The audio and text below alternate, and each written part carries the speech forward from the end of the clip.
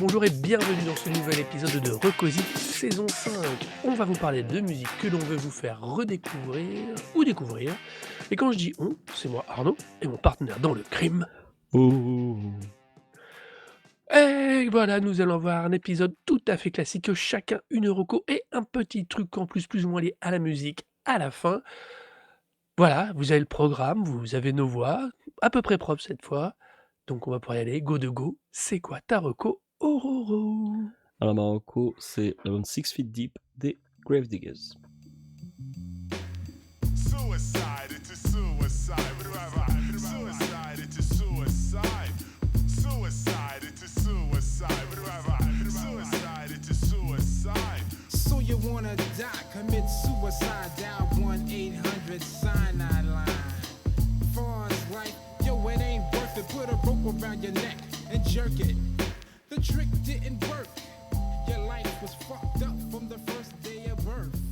After watching Jackie Gleason walk into Alors, a on place repart pour cette reco dans les années 94, donc on remonte un peu le temps, et on retrouve un projet donc qui est les Gravediggers. Les Gravediggers, c'était un groupe de rap fondé par 4 personnes, notamment Prince Paul, Fuquan, Too Poetic et Prince Hakim. Alors, sous ces noms-là, il y a des petits CV, puisque Prince Paul, c'est le producteur des premiers albums de De La Soul et de Handsome Boy Modding School et d'autres différents projets. Fuquan, c'était un type qui était dans Stetsasonic, qui était le groupe dans lequel Prince Paul faisait partie à son début de sa carrière. Too Poetic, c'était un rappeur qui avait été signé sur le label Toy Boy Records où était signé De La Soul, mais qui avait été un peu embrouillé avec le label, je sais plus trop s'il a sorti quelque chose ou pas, mais en tout cas c'est un type qui avait du coup une carrière de rappeur. Puis Prince Hakim, en revanche, c'était Reza. Et Reza, du coup, c'est la tête, la tête pensante du Wu-Tang. Et c'est un projet en fait qui a été fondé avant le Wu-Tang, mais qui est sorti un an après le premier Wu-Tang. Du coup, c'est facile de confondre le groupe comme étant une sorte de conclusion ou en tout cas un prolongement du Wu-Tang, alors qu'en fait c'est quelque chose qui précède le Wu-Tang. Et en plus de ça, les 4, à part Prince Paul à l'époque quand le projet a commencé, donc en 91, étaient pas du tout connus. Reza, personne ne savait qui c'était. Fuquan et Too Poetic, c'était des mecs qui sortaient pas de nulle part, mais qui avaient justement eu pas de succès, justement. Du coup, c'est pas spécialement des valeurs sûres.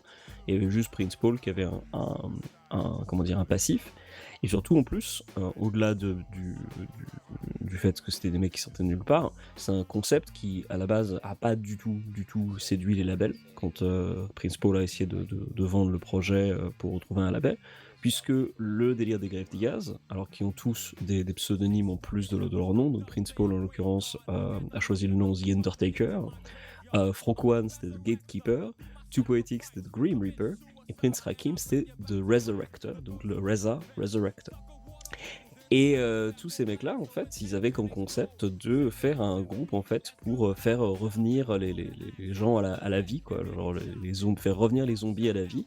Et leur point de vue, en fait, c'était de rapper avec des paroles presque grand guignolesques, quoi. C'est un projet de rap horrifique, ce qui a d'ailleurs donné par la suite le nom de horrorcore, dont ils sont un peu les paternels, même si eux-mêmes ne se revendiquent pas du terme, parce que c'est un terme qui a été choisi, ou en tout cas trouvé par un publiciste / journaliste du label, et de la manière dont Prince Paul le raconte, un jour le mec a débarqué, leur a dit genre « Hey, j'ai trouvé un nom pour parler de vos genres de musique, ça sera l'horrorcore », et tous les mecs étaient genre « Ah oui, c'est une très mauvaise idée », et c'est pas grave, ils ont pas eu le droit de commenter sur le sujet, donc du coup ils ont été marketés comme ça et ils se sont retrouvés à devoir supporter un terme qui est maintenant un peu enfin un peu débilou et puis qui revendiqué par pas grand monde à part au hasard Insane Clown Posse par exemple qui font beaucoup justement enfin qui rappent sur le point de vue de genre oh, on est des clowns meurtriers ha ha ha. Et donc c'est un peu débilou. Mais en tout cas Grave Digga c'est très très très cool. C'est un projet du coup qui commence en 91. À l'époque, Prince Paul, en fait, passe à une période assez difficile. Il avait un projet de label qui était, qui devait s'appeler Doodoo Man Records, donc le Caca Man Record. Ce qui était pas une très, très bonne idée en soi, il le reconnaît lui-même, de base, mais c'était le terme un terme qu'il avait utilisé de manière un peu récurrente sur les albums de la soul, donc ça aurait pu devenir c'était un peu une blague débile et il avait donc un projet de label et ça s'est pas fait, sa carrière commençait un petit peu à piquer du nez et donc du coup, bah, il a commencé à composer, des démos qui étaient beaucoup plus sombres que ce qu'il faisait, pour dans de la soul ou dans ses autres projets et il s'est dit genre: «Ce que je vais faire, c'est que, comme c'est un projet vraiment différent de ce que je fais d'habitude, je vais recruter des gens qui sont sur la même longueur d'onde que moi, mais surtout d'un point de vue professionnel et des gens que je considère comme étant des très, très bons rappeurs, mais qui sont qui sont Ouais. sous-employés et qui ont pas du coup d'exposition. D'où le fait d'aller chercher des mecs comme, ben, Freak One, donc de Stetsasonic et Too Poetic et Reza, parce que Reza en plus il le connaissait depuis, depuis les débuts de la soul quand il a commencé à enregistrer. Si je dis pas de bêtises, en fait, à cette période-là, en plus, Reza par la suite a fait un peu tôle, donc du coup, il avait un peu disparu et vers 90-91 quand, Prince Paul commence à recruter du monde et du coup, on pense à tous ces mecs-là pour faire son groupe. Il se dit genre: «Bah, OK, tous ces types-là, ils ont pas de carrière, ils ont pas de, ils sont pourtant ultra talentueux. Du coup, on va faire un truc ensemble et ça va nous aider à propulser». Donc l'idée, c'était vraiment de faire un groupe avec ces démos-là, que lui, du coup, il soutienne un petit peu la montée en puissance du groupe, en fait, et puis que du coup, il fasse une formation qui permette, du coup, à tous ces groupes, enfin, tous ces mecs d'avoir une carrière solo. Donc le but, c'était pas vraiment de faire un groupe, mais plutôt de faire une manière, comment dire? D'appâter les gens en disant genre: «Regardez ces 3 mecs, ils sont super talentueux» et puis boum. Et bah, c'est pas vraiment fait comme ça, puisque, il a fallu attendre un peu que Reza, en fait, gagne en partie, en notoriété pour que, les choses commencent à démarrer ou en tout cas que, un label se montre intéressé et que, donc, en l'occurrence, le label qui s'est montré intéressé c'était G Street, qui parce que pour le coup, enfin, quand Prince Paul raconte la tournée des labels, ça a été, laborieux. Même au début quand il a fait les démos, il a fait écouter à des différentes personnes, tout le monde était un peu genre: OK, c'est cool». Genre, il y avait zéro intérêt, quoi. Il y avait vraiment pas d'enthousiasme pour son projet. Personne voyait ce qu'il voulait faire, personne comprenait le délire et quand il a à un moment, quand il s'est adressé à Eazy-E, donc de NWA, donc qui est un des enfin, qui était un peu le comment dire? La tête pensante d'NWA en termes de marketing. Bon, bah, Eazy-E, il a fait genre: «Ah OK, ouais, je vous signe, voilà, voilà le deal» et c'était le pire deal du monde, c'était un truc où vous aurez finalement perdu de l'argent donc même les gens qui étaient intéressés, ils voulaient l'exploiter. Mmh. Donc il a fallu attendre de trouver, un label, qui était intéressé et qui en plus, à l'époque, avant même la sortie donc du coup du premier single du Wu-Tang, voyait, Reza comme étant un obstacle parce qu'à l'époque, enfin Wu-Tang avait déjà signé sur quelque chose ou en tout cas Reza voulait, avoir le droit de sortir des trucs où il voulait et bah, les mecs du label de J Records, ils ont fait genre: «Ah oui mais attends, ce mec-là il fait chier, on n'a pas besoin de faire ce groupe avec lui». Et Prince Paul a fait genre: «Non, non, enfin, y a pas moyen quoi, enfin, c'est nous 3, enfin c'est nous 4 ou que dalle quoi». Donc il a réussi à faire du forcing pour signer ça et c'est que par la suite quand, le Wu-Tang a commencé à exploser du coup avant la sortie de l'album de Gravediggaz, que le label du coup a changé totalement d'optique et fait genre: «Oh mais oui, il est trop bien votre mec Reza là, On garde! Prince Paul, on a rien à foutre, qu'est-ce que tu racontes? Dégage de là». Donc c'est voilà, le jeu des labels et de l'intérêt des gens, a beaucoup varié, mais au départ, enfin, du coup, c'était que Prince Paul qui était intéressé et par la suite, une fois le Wu-Tang sorti, encore une fois, je pense que le projet a été perçu, en tout cas moi, on me l'a souvent présenté comme étant un peu un side project du Wu-Tang, alors qu'en fait, bah, pas du tout. C'est plutôt une C'est un truc source. c'est une source ou en tout cas quelque chose qui a permis, qui a été un sorte de trampoline pour Reza puisque à l'époque, comme il sortait de tôle, Reza a, paraît-il, déclaré à Prince Paul en disant genre: «Bah, écoute, enfin, c'était important pour moi que tu me fasses confiance, en fait». Parce qu'à l'époque, du coup, bah, voilà, j'étais vraiment au creux de la vague, quoi et et le fait que quelqu'un lui dise genre: «Vas-y, t'es super bon, il faut que faut qu'on fasse un projet ensemble», c'était un vrai, ça l'a vraiment boosté, quoi. Donc au final, on a un disque qui peut sonner comme étant une sorte de prolongement, mais en fait sonne vraiment, unique, et on a donc un album qui s'appelle Six Feet Deep, qui a ensuite par la suite donné d'autres disques, mais en fait, dès le deuxième album, c'est plus trop Prince Paul, qui est impliqué. Reza est plus trop impliqué non plus, parce que tous les 2 ils étaient occupés à faire d'autres trucs. Il y a surtout du coup, Fluke et Too Poetic. Le troisième, c'est surtout Fluke et Too Poetic, et encore c'est la dernière enregistrement de Too Poetic puisqu'il souffrait à ce moment-là d'un cancer, et du coup il a enregistré Mmh. enfin ses pistes en partant du principe qu'il allait décéder, enfin qu'il était au bout du rouleau, quoi. Et le quatrième album, je crois, c'est que juste Fauquan, qui continue le projet. Donc ou en tout cas qui continue sur ce pseudonyme-là. Mais vraiment, c'est le premier album où tu as les 4, et le style des Gravediggers. Et donc bah, du coup, qu'est-ce que c'est que les Gravediggers? Et bah, du coup, c'est un groupe de rap, qui sonne comme nul autre groupe, puisqu'ils ont non seulement, des paroles horrifiques, mais en plus ils ont un flow, qui exagère tout de la même façon que, le conteur des Contes de la Crypte ou je sais pas, Vincent Price. C'est des rappeurs avec qui ont vraiment tous près du parti principe qu'ils allaient tout faire à l'énergie et et pas à la posture, mais à une sorte de dramaturgie, en fait, dans la manière dont tout est déclaré. Ouais, C'est pas du tout un projet, c'est d'ailleurs pour ça que je pense qu'il a eu du mal à trouver son public, ou en tout cas à être, enfin compris par des labels ou même des gens dans le rap à l'époque. sorti en C'est 93, ouais. en 80. 93, ouais, 91-93, le disque sort en 94. Le truc avec les Gravediggaz, c'est que à l'époque et même encore maintenant très souvent dans le rap, ce qu'on cherche, c'est la réalité. Tu dois tu dois témoigner de ta propre expérience, et du coup, le facteur réel, être vraiment ce que l'on représente au micro est très, très important. Alors que le Gravediggaz, c'est l'inverse.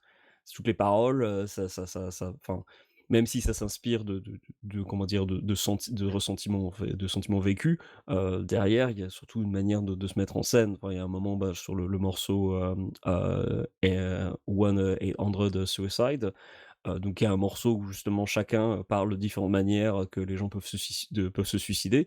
À un moment, une des manières que le RZA, suggère de se suicider, c'est de provoquer un caïman pour se faire bouffer. Je veux dire, ça a rien de Réaliste? Non. ça ça a rien de réaliste, quoi, Sauf c'est peut-être foutu. en Floride. Voilà, souvent en Floride et encore, tu vois? Faut vraiment y aller. Donc du coup, c'est tout est vraiment tout mis sous un angle pratiquement presque tragicomique. Quelque chose qui du coup correspond pas du tout à l'image, même s'il correspond bien à ce que fait, Prince Paul en revanche, parce que Prince Paul sur, enfin dans De La Soul, il a vraiment incité les rappeurs à raconter, enfin pas des conneries, mais à plaisanter, à avoir, à se mettre un peu en scène. Il y a beaucoup Ouais. d'interludes dans les albums pour les albums de La Soul ou même après d'ailleurs où ils font semblant de faire genre le premier album de La Soul, ça s'introduit par, un faux jeu, où il faut répondre à des questions complètement absurdes, et il y a des skits pendant tout l'album où justement les personnages que jouent les mecs de La Soul, ont du mal à répondre aux questions et font des private jokes. Enfin, c'est juste complètement absurde, mais c'est aussi ça l'humour de Prince Paul. C'est un humour complètement barré, et et là, pour le coup, dans les Gravediggaz, on retrouve totalement dans cette manière de voir les choses. Alors, il y a pas mal de samples de voix aussi, il y a toujours une recherche mélodique, mais il y a toujours ce contraste en même temps entre ce qui se faisait en rap à l'époque en termes de production, Ouais. assez léché et un peu jazzy, et derrière, en fait, des samples qui sont beaucoup plus mystérieux, un peu genre spooky, genre c'est presque un album d'Halloween, quoi, ce disque. Oui. Ce qui, encore une fois, a rien à voir en 94, le Wu-Tang a commencé à le faire, en fait, mais sous l'angle de Shaolin et les films d'arts martiaux.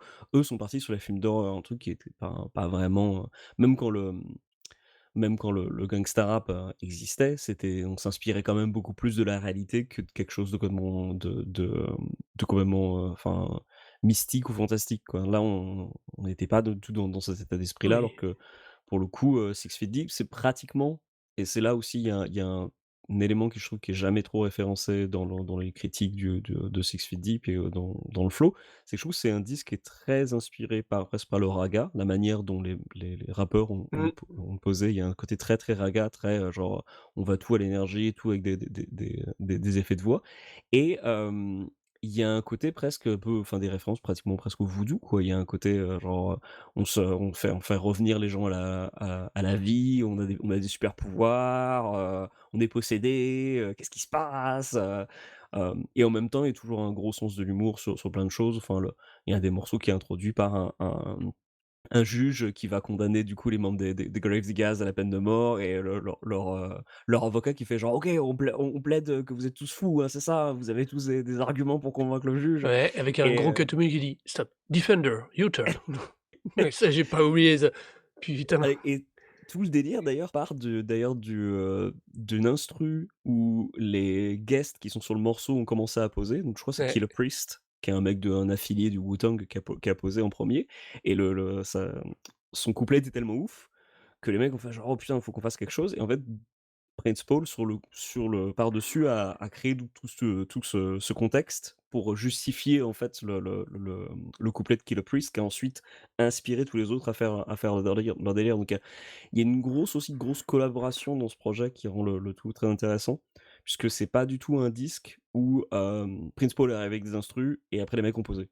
C'est un disque où tu retrouves des influences de RZA, d'une manière soit, volontaire parce qu'il arrive et qu'il dit genre: «Attends, je veux refaire ce beat» ou juste, pour un des morceaux, Mmh mh. il pointe du doigt du coup un truc qu'avait fait Prince Paul, il fait genre: «Attends, attends, attends, ça c'est trop bien», alors que Prince Paul pour lui était pas du tout partant. Prince Paul lui-même fait des références, au Wu-Tang, parce qu'à l'époque de l'enregistrement, le premier single qui était sorti du Wu-Tang, c'était Protect Your Neck et il y a, donc du coup à la fin de Protect Your Neck, il y a un sample qui est utilisé le «meur meur meur meur», qui est juste à la fin et en fait, c'est réutilisé par Prince Paul en référence au Wu-Tang au sein même du disque, pour être comme étant un peu un cache-misère en fait dans le morceau des Gravediggaz en fait, donc qui est, Nowhere to Run. En fait, il y a un couplet de Reza où il avait fait une bourde en fait quand il l'avait enregistré. Il avait dû partir parce qu'à l'époque il était du coup occupé avec le Wu-Tang à préparer des trucs et Prince Paul, en fait, pour corriger ça, a inséré du coup une référence à Protect Your Neck, sans le dire à Reza, puis juste après quand il est revenu au studio, il fait genre: «Attends, tu vois, j'ai fait ça» et il fait genre: «Ah, c'est trop bien». Du coup, même l'inclusion de choses qui sont des références que tu pourrais penser venir de Reza, en fait, sont des trucs qui viennent de Prince Paul et inversement, des machins très improvisés comme le morceau, alors c'est un morceau qui est vers la fin, où justement ils sont tous à faire des instruments, chacun de leur côté. C'est un truc qui a été remixé Bah, c'est par, Deathtrap, non? Reza. Comment? Deathtrap, je crois. Je crois que c'est celui-là, ouais. OK. D'ailleurs, chose utile qu'on n'a pas mentionné ou que j'ai pas mentionné en parlant de ce disque, c'est que si vous êtes en train de le chercher sur, vos plateformes de streaming et ben, vous le trouverez pas en Europe. Pour une raison un peu bizarre, il se trouve que le disque est disponible en streaming aux États-Unis, mais de ce que j'ai pu voir sur des commentaires, mais en Europe pas du tout. Probablement à cause de problèmes de licence et du coup, c'est le C'est étrange quand même parce que oui, aucun des samples ne semble, trop riche ou trop alors on n'a pas les détails bien sûr, mais ça me ah semble bah, étrange. alors 2 choses. D'une, il faut voir un truc, c'est que d'un point de vue extérieur, tu pourrais penser que, mais en vrai, par exemple, De La Soul, heu, on en avait parlé d'ailleurs au début du Ouais, podcast, hein, les albums n'ont pas été en streaming pendant des années. Parce que justement, Tommy Boy Records, avait, mal fait son travail et donc le label sur lequel était sorti le disque, en fait, les gars avaient au moment de sortie du disque alors que Prince Paul avait, envoyé une liste complète des samples qu'il avait utilisés pour que le label fasse son travail et donc du coup négocie avec les ayants droit pour faire en sorte que tout soit légal. Tommy Boy Records visiblement à l'époque ont pas fait son travail du coup et une fois la sortie du disque et du fait que du coup, heureusement c'était un gros succès, bah, les ayants droit, ils ont fait genre: «Ah OK, vous avez vendu tant de disques que ça? Ah bah, on va demander tant». Du coup, give me the donc si tu si cash! c'est là, si tu négocies avant que le succès, forcément, ça va passer un peu plus facile, mais une fois que c'est négocié après, c'est un peu plus compliqué. Ouais, ouais, mais Donc il y a de ça ouais, sûrement.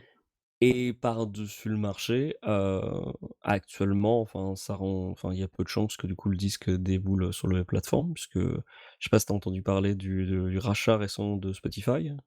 Alors j'ai entendu parler que ça a été Alors racheté, mais j'ai pas de détails, j'ai pas été alors chercher les Spotify en détails. fait J'ai pas eu le temps. ils sont passés à la caisse, et ils ont, racheté un site qui s'appelait WhoSampled.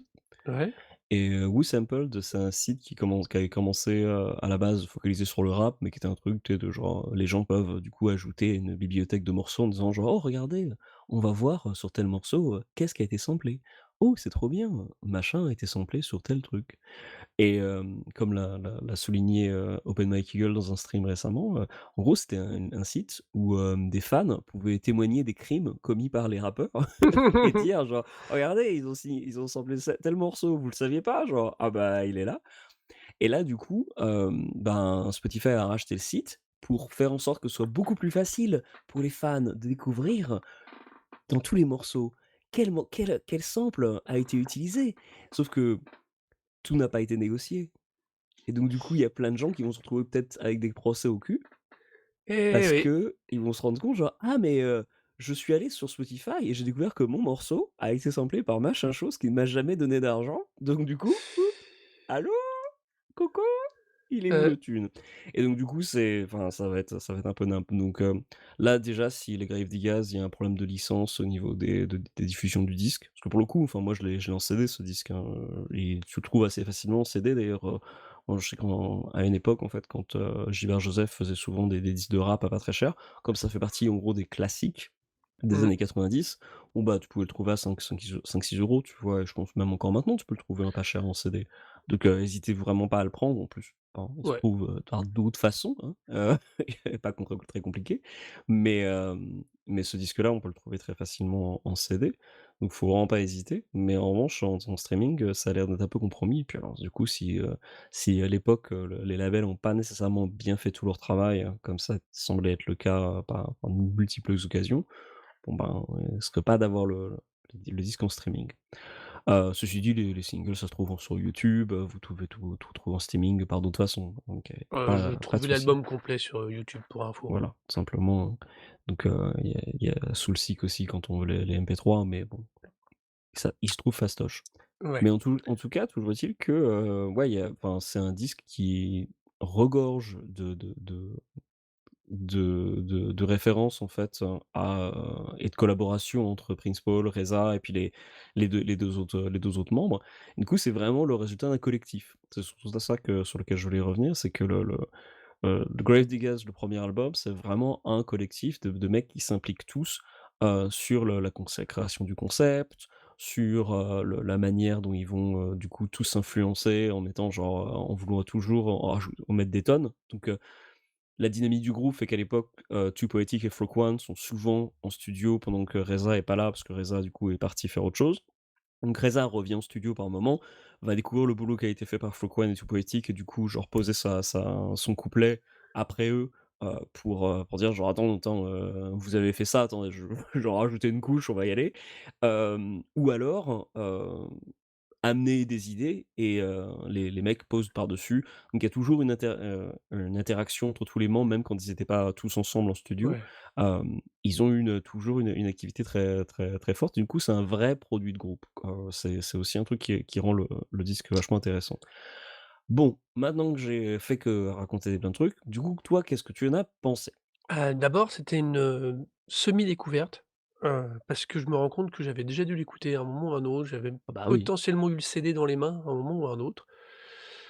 C'était un espèce d'effet flashback assez étrange, pour une raison très simple, c'est que, la manière dont est constitué l'album, tu démarres avec, 3 sons, pour moi qui sont overall 91 quoi.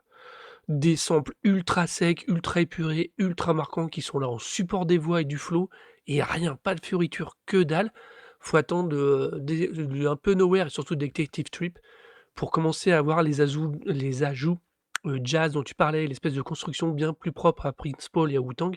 Avant, je suis les 3 premiers, moi j'avais une vibe tellement 91-94, tellement Public Enemy avec ses mix ultra sobres, ultra dépouillés mais ultra efficaces.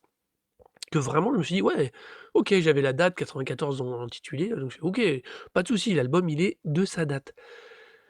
Mais, mais, c'est là où je trouve que c'est extrêmement étonnant, c'est que plus l'album avance, donc plus il y a une richesse, plus là-dessus, ils perdent ce côté ultra sec, ultra, sobre, efficace et ils commencent à tous ces ajouts dont tu parlais, la construction autour de ce que fait Prince Paul et le côté plus ironique et surtout, plus ça allait, plus je tendais l'oreille pour comprendre bien précisément les paroles en me disant: «Mais qu'est-ce qu'ils disent?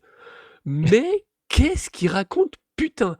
Et arrive je sais pas comment le dire en anglais, un huit Ah cents oui, Suicide, un 800, ouais, donc c'est un 800, 1-800, donc c'est les pour les gens c'est le numéro de qui connaissent pas, téléphone, c'est le numéro de téléphone, ouais. Et donc américain. ouais, Suicide, du coup, tu es censé le transformer, je crois, en numéro pour Tu pouvoir tapes avoir sur le les numéro de touches, mais je sais téléphone. même pas qu'il y a encore des touches qui permettraient de faire ça, mais passons. Ah ouais, beh, à l'ancienne, Hem quoi. Et du coup, je me suis dit: «Mais» et cette espèce d'énumération de façons de se suicider au en mode conseil, j'ai fait: «Mais non, non, non» et là, honnêtement, j'ai fait pause. J'ai été checker les lyrics parce que j'ai fait: «OK, là, il y a un truc qui me je rate un truc» et à ce moment-là, j'ai bien évidemment ouvert la pochette, les visuels de la pochette. J'ai fait le premier fait: «OK», la couverture OK, tu en mode, ouais, t'es en presque un Cindy Gangsta mais avec des dents de vampire. OK mec, t'es parti et après il y a le dos et là j'ai fait: OK, là je l'ai. Le pied de morgue, avec l'étiquette de morgue, à côté des titres, avec de la fausse typo pseudo-goth. J'ai fait: «OK, c'est bon, je crois que j'ai le truc» et du coup, j'ai repris la lecture de l'album et j'ai commencé à bien placer le concept et après j'ai eu tes notes et j'ai vu que tu disais qu'ils appelaient ça, de la Donc horror, enfin, qu'ils ont qu'ils qu'on se leur a sont fait attribué, voilà, ouais, qu'ils ont on fait leur a appeler plaqué horrorcore, quoi. l'étiquette. Exactement, ouais. En gros, si le Wu-Tang, c'est les films de, de Shaolin et d'arts martiaux, Karaté Corps. heu, Gravediggers, c'est, Blacula. Mmh. Ce qui est pas une Blacula bonne d'ailleurs référence, quoi. qui est c'est donc la version Blaxploitation de Dracula. Pour le coup, j'ai chopé en Blu-ray le coffret, chez Arrow Video ou Eureka, je sais plus lequel des 2 éditeurs, je crois que c'est Eureka en fait qui a réédité Ouais. Blacula. Je pensais regarder ça comme une blague, en fait c'est super bien. C'est trop Oh, bien foutu, l'acteur il défonce, c'est vraiment charmé quoi donc disons qu'ils sont tellement à fond que, bah, tu peux cadrer oui. la démarche, ouais, mais après c'est quand même pas Ah c'est de si, je l'époque, trouve quoi. qu'il y a un vrai il y a un vrai discours et tout, c'est, pour le coup, pour un film d'exploitation, c'est généreux, c'est bien pensé, Mmh. non, non, je mais du coup, pour moi, c'est vraiment ça, c'est sur ce côté-là, genre, Bah, oui, oui. effectivement, c'est exagéré, oui, c'est du film d'exploitation. Est-ce que, comment dire? Pour le coup, enfin, heu, les Gravediggers tient beaucoup du cinéma de Roger Corman, quoi. Tient beaucoup du Le cinéma de série d'exploitation, de Voilà, série B, série Z, mais dans le bon sens du terme, dans le sens où exactement. les gars font un truc sur un concept qui est pété du casque, mais ils y vont à fond. Ils font pas de l'exploitation au sens commercial, ils font de l'exploitation au sens où ils font une idée à la con, ils ont un minimum de budget, de moyens et ils y vont à fond quand même comme si de rien n'était, quoi. Mais surtout, ils ont Et de l'inventivité, quoi. Ils ont voilà, vraiment du coup, des idées ils sont toujours à envoyer la balle à l'un à l'autre en disant genre: «Ah, on pourrait faire ça. Ah bah ouais, attends, mais dans ce cas-là, si on fait ça, moi je fais ça, quoi». mmh, Et mais la c'est bonne c'est série c B, c'était celle qui avait pas de budget, mais une énorme créativité. C'est arrivé à faire des trucs de ah ouf bah, avec un budget ridicule et ou Roger avec Corman, quoi. des moyens ridicules ou avec une intention ridicule, ça marche aussi, avec plus de budget, et là, cet album, au final, c'est exactement ça et je suis d'accord. Par contre, je trouve qu'il est incroyable, une fois que tu le replaces comme tu l'as bien fait et bien expliqué dans son contexte, à quel point, comme quand je disais source du Wu-Tang, il y a le côté justement prendre un domaine, une exploitation, et en faire sa et l'utiliser pour faire passer un autre message ou une autre tonalité ou jouer là-dessus. Pour le en tout cas pour moi, pour ce qui est le côté, Wu-Tang de RZA, il y a toutes les sources et on va dire les infimes racines de ce que va devenir le Wu-Tang derrière. Sachant qu'il a été fait avant, Alors il qu'il a va été fait en même moment, en fait. C'est ça ouais, qu'il faut mais vraiment voir, c'est que les 2 s'informent et pour moi, c'est un cousin de Hunter the 46 Chambers. alors c'est le bon cousin ou c'est le mauvais cousin? Alors c'est le bon cousin, parce que du coup, t'as les 2 styles de production. T'as le Prince Ouais. Paul donc qui arrive avec, un truc très léché, parce que pour le coup, c'était un mec qui était vraiment un scientifique de la production quoi et vraiment avec des supers idées. Il est toujours à décaler la manière dont il a produit certains beats de la soul, enfin, c'est vraiment des trucs Mmh. qui sont du millimétrage, quoi.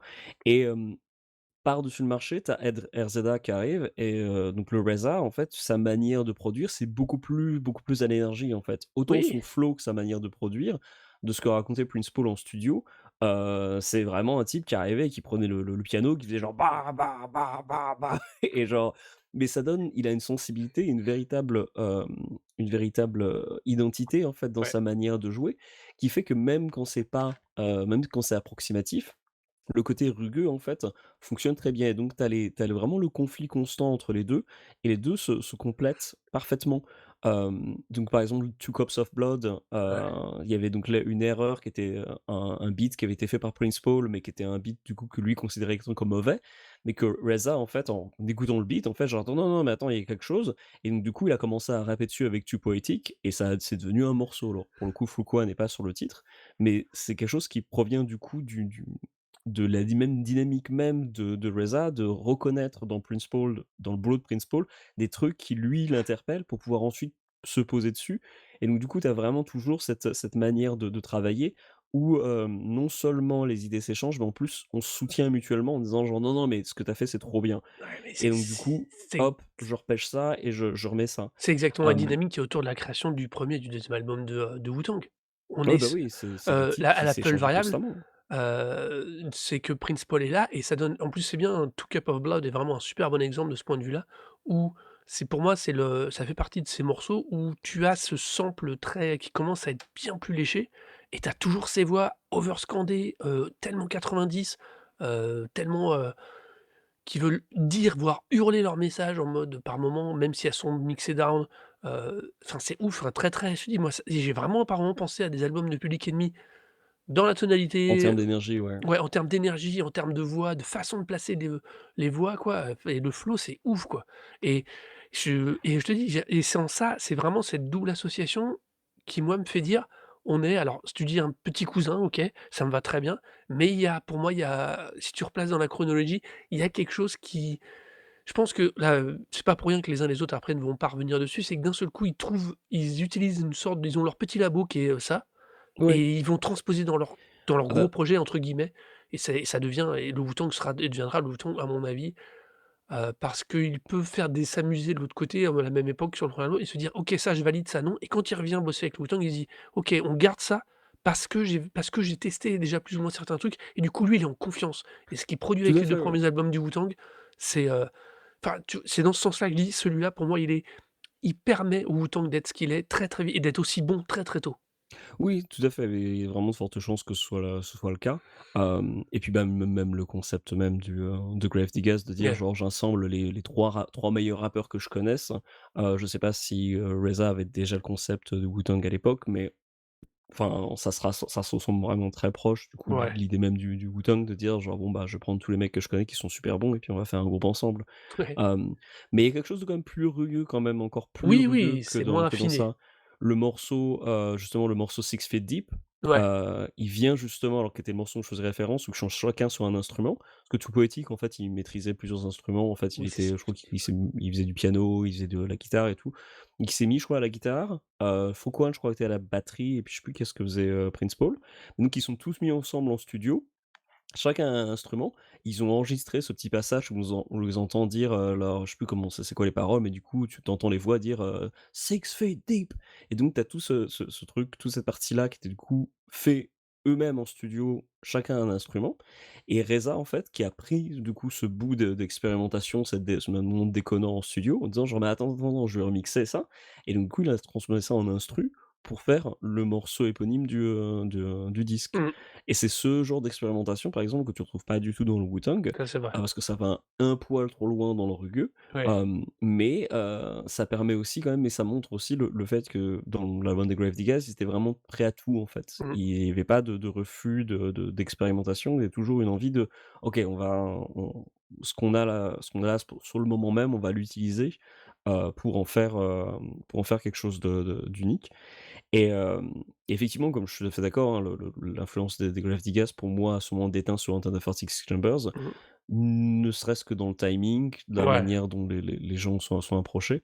Donc du coup, tu as vraiment l'impression que tu face à un cousin, en fait, plutôt qu'une conséquence. Et surtout cet aspect-là qui est important pour moi, c'est que le timing laisse entendre que, ça pourrait être un projet fondé par Reza avec 3 autres types pour faire un machin différent comme ça peut arriver dans plein de projets parallèles, heu, machin, forme un groupe, et puis, genre une fois qu'ils commencent à tourner, ils rencontrent d'autres musiciens et puis ils se disent: «Ah bah attends, on va peut-être faire un machin un peu différent». Du coup, ils sortent un disque un peu parallèle, mais ça pourrait totalement donner l'impression que ce soit le cas.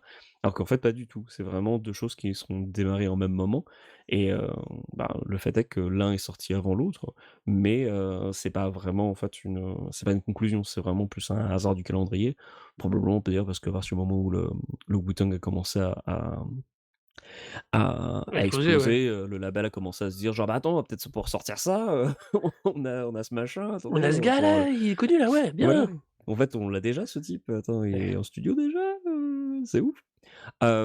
En plus, par-dessus le marché, alors malgré tout, c'est un projet qui a pas tant que ça eu de enfin, le Gravediggaz, ils ont pas eu tant que ça de reconnaissance, même si à l'époque, ils ont été quand même eu un clip réalisé par Hype Williams, donc qui était l'architecte, le comment dire? Le maître à penser des clips des années 90. Le premier clip qu'il a réalisé, normalement, c'est un clip des Gravediggaz, mais qui était un peu trop violent, ou en tout cas, qui a pas du tout été diffusé sur les chaînes, type MTV, et donc du coup, il a eu qu'une diffusion sur les chaînes locales, en fait. Mmh. Donc il y a pas vraiment eu d'effervescence, donc ils ont fait un truc promotionnel qui a marché que dans leur coin et sans plus. Hem, à partir du moment en plus où, le disque est sorti, eux, ils étaient enfin en tout cas Prince Paul Reza étaient commencé à se détacher du truc et le deuxième disque en plus par la suite, qui a été fait, a été produit surtout en fait par des protégés de Reza. Ouais. Parce que du coup, il avait déjà des mecs autour de lui qui du coup, qui apprenaient autour de lui et enfin le projet en fait, le deuxième disque a, déjà en fait, enfin continue en fait dans la même lignée que le 1er, en partant du principe que, bah, OK, on fait un groupe, mais on fait un groupe pour, faire la promotion du talent de différentes personnes et donc du coup, bah, ils ont utilisé le nom Gravediggaz. Ils sont tous sur la pochette et en fait, dedans, en fait, il y a Prince Paul qui fait vite fait quelques skits, Reza, il a fait 2 morceaux et le reste, en fait, c'est que des mecs qui sont des gars affiliés au Wu-Tang ou affiliés à Reza, en fait, qui ont produit tout le disque. Même si tu as toujours Fluke One et Too Poetic qui sont présents. Et d'ailleurs le 2e disque est beaucoup plus personnel, beaucoup moins grand guignolesque, beaucoup plus violent, mais dans le sens, juste personnel et confessionnel quoi du terme. Donc on est vraiment, sur un disque avec une autre tonalité, qui est d'ailleurs, paraît-il très, très bien. Je l'ai pas trop écouté, mais pour le coup, enfin il a une très bonne réputation, il a un peu déçu à l'époque, mais c'est un de ces groupes ces disques que tu peux réévaluer, à la hausse une fois que tu as plus le contexte de l'époque. Mmh. Hem, d'autres petites anecdotes avant qu'on Go, go, conclue go, sur je ça? t'en prie! Alors, des petites anecdotes, parce que du coup, Prince Paul a parlé dans le podcast d'Open Mike Gueule, qui est Ouais. sorti il y a quelques années, il s'est exprimé sur du coup, les Gravediggaz, donc c'est d'où je tire une partie des anecdotes. Mais en l'occurrence, il y a d'autres anecdotes, en l'occurrence, à partir du moment où ils ont commencé enfin, le disque est sorti, il y a eu des tournées. Il y a quand même eu des tournées de Gravediggaz, notamment une tournée de quelques dates, avec le Wu-Tang et les Gravediggaz dans le même bus. Mon Il paraît que Dieu. c'était assez ouf. C'était et l'ambiance était en plus, pour l'époque, assez dingo, parce que pourtant les Gravediggaz, comme ils exagéraient tout et puis qu'en plus ils étaient pas spécialement ultra connus, ils étaient Ils pas s'en voilà, il y foutaient, avait quoi. pas voilà, les gens n'étaient pas autant préoccupés de ça. En revanche, le Wu-Tang, comme c'est un groupe qui parle en plus d'expérience de rue et puis qui a une certaine stature, bon, bah, les gens, quand ils arrivaient, dans les villes, en gros, il y avait des mecs qui venaient les chercher en mode genre: «Ah ouais, vous êtes ces gars-là? Attendez, on va voir». Donc ils se faisaient un peu tester à chaque date. C'était une ambiance, paraît-il, assez intéressante. Et bah, ça a quand même donné une bonne, enfin une bonne tournée quoi, mais ça devait être assez ouf chaque jour de te retrouver dans un groupe qui non seulement est attendu au quart de tour par les fans, mais en plus, attendu au quart de tour par des mecs des gangs qui font genre: «Ah ouais, vous pensez que vous êtes capable de faire ça? OK d'accord, on va voir».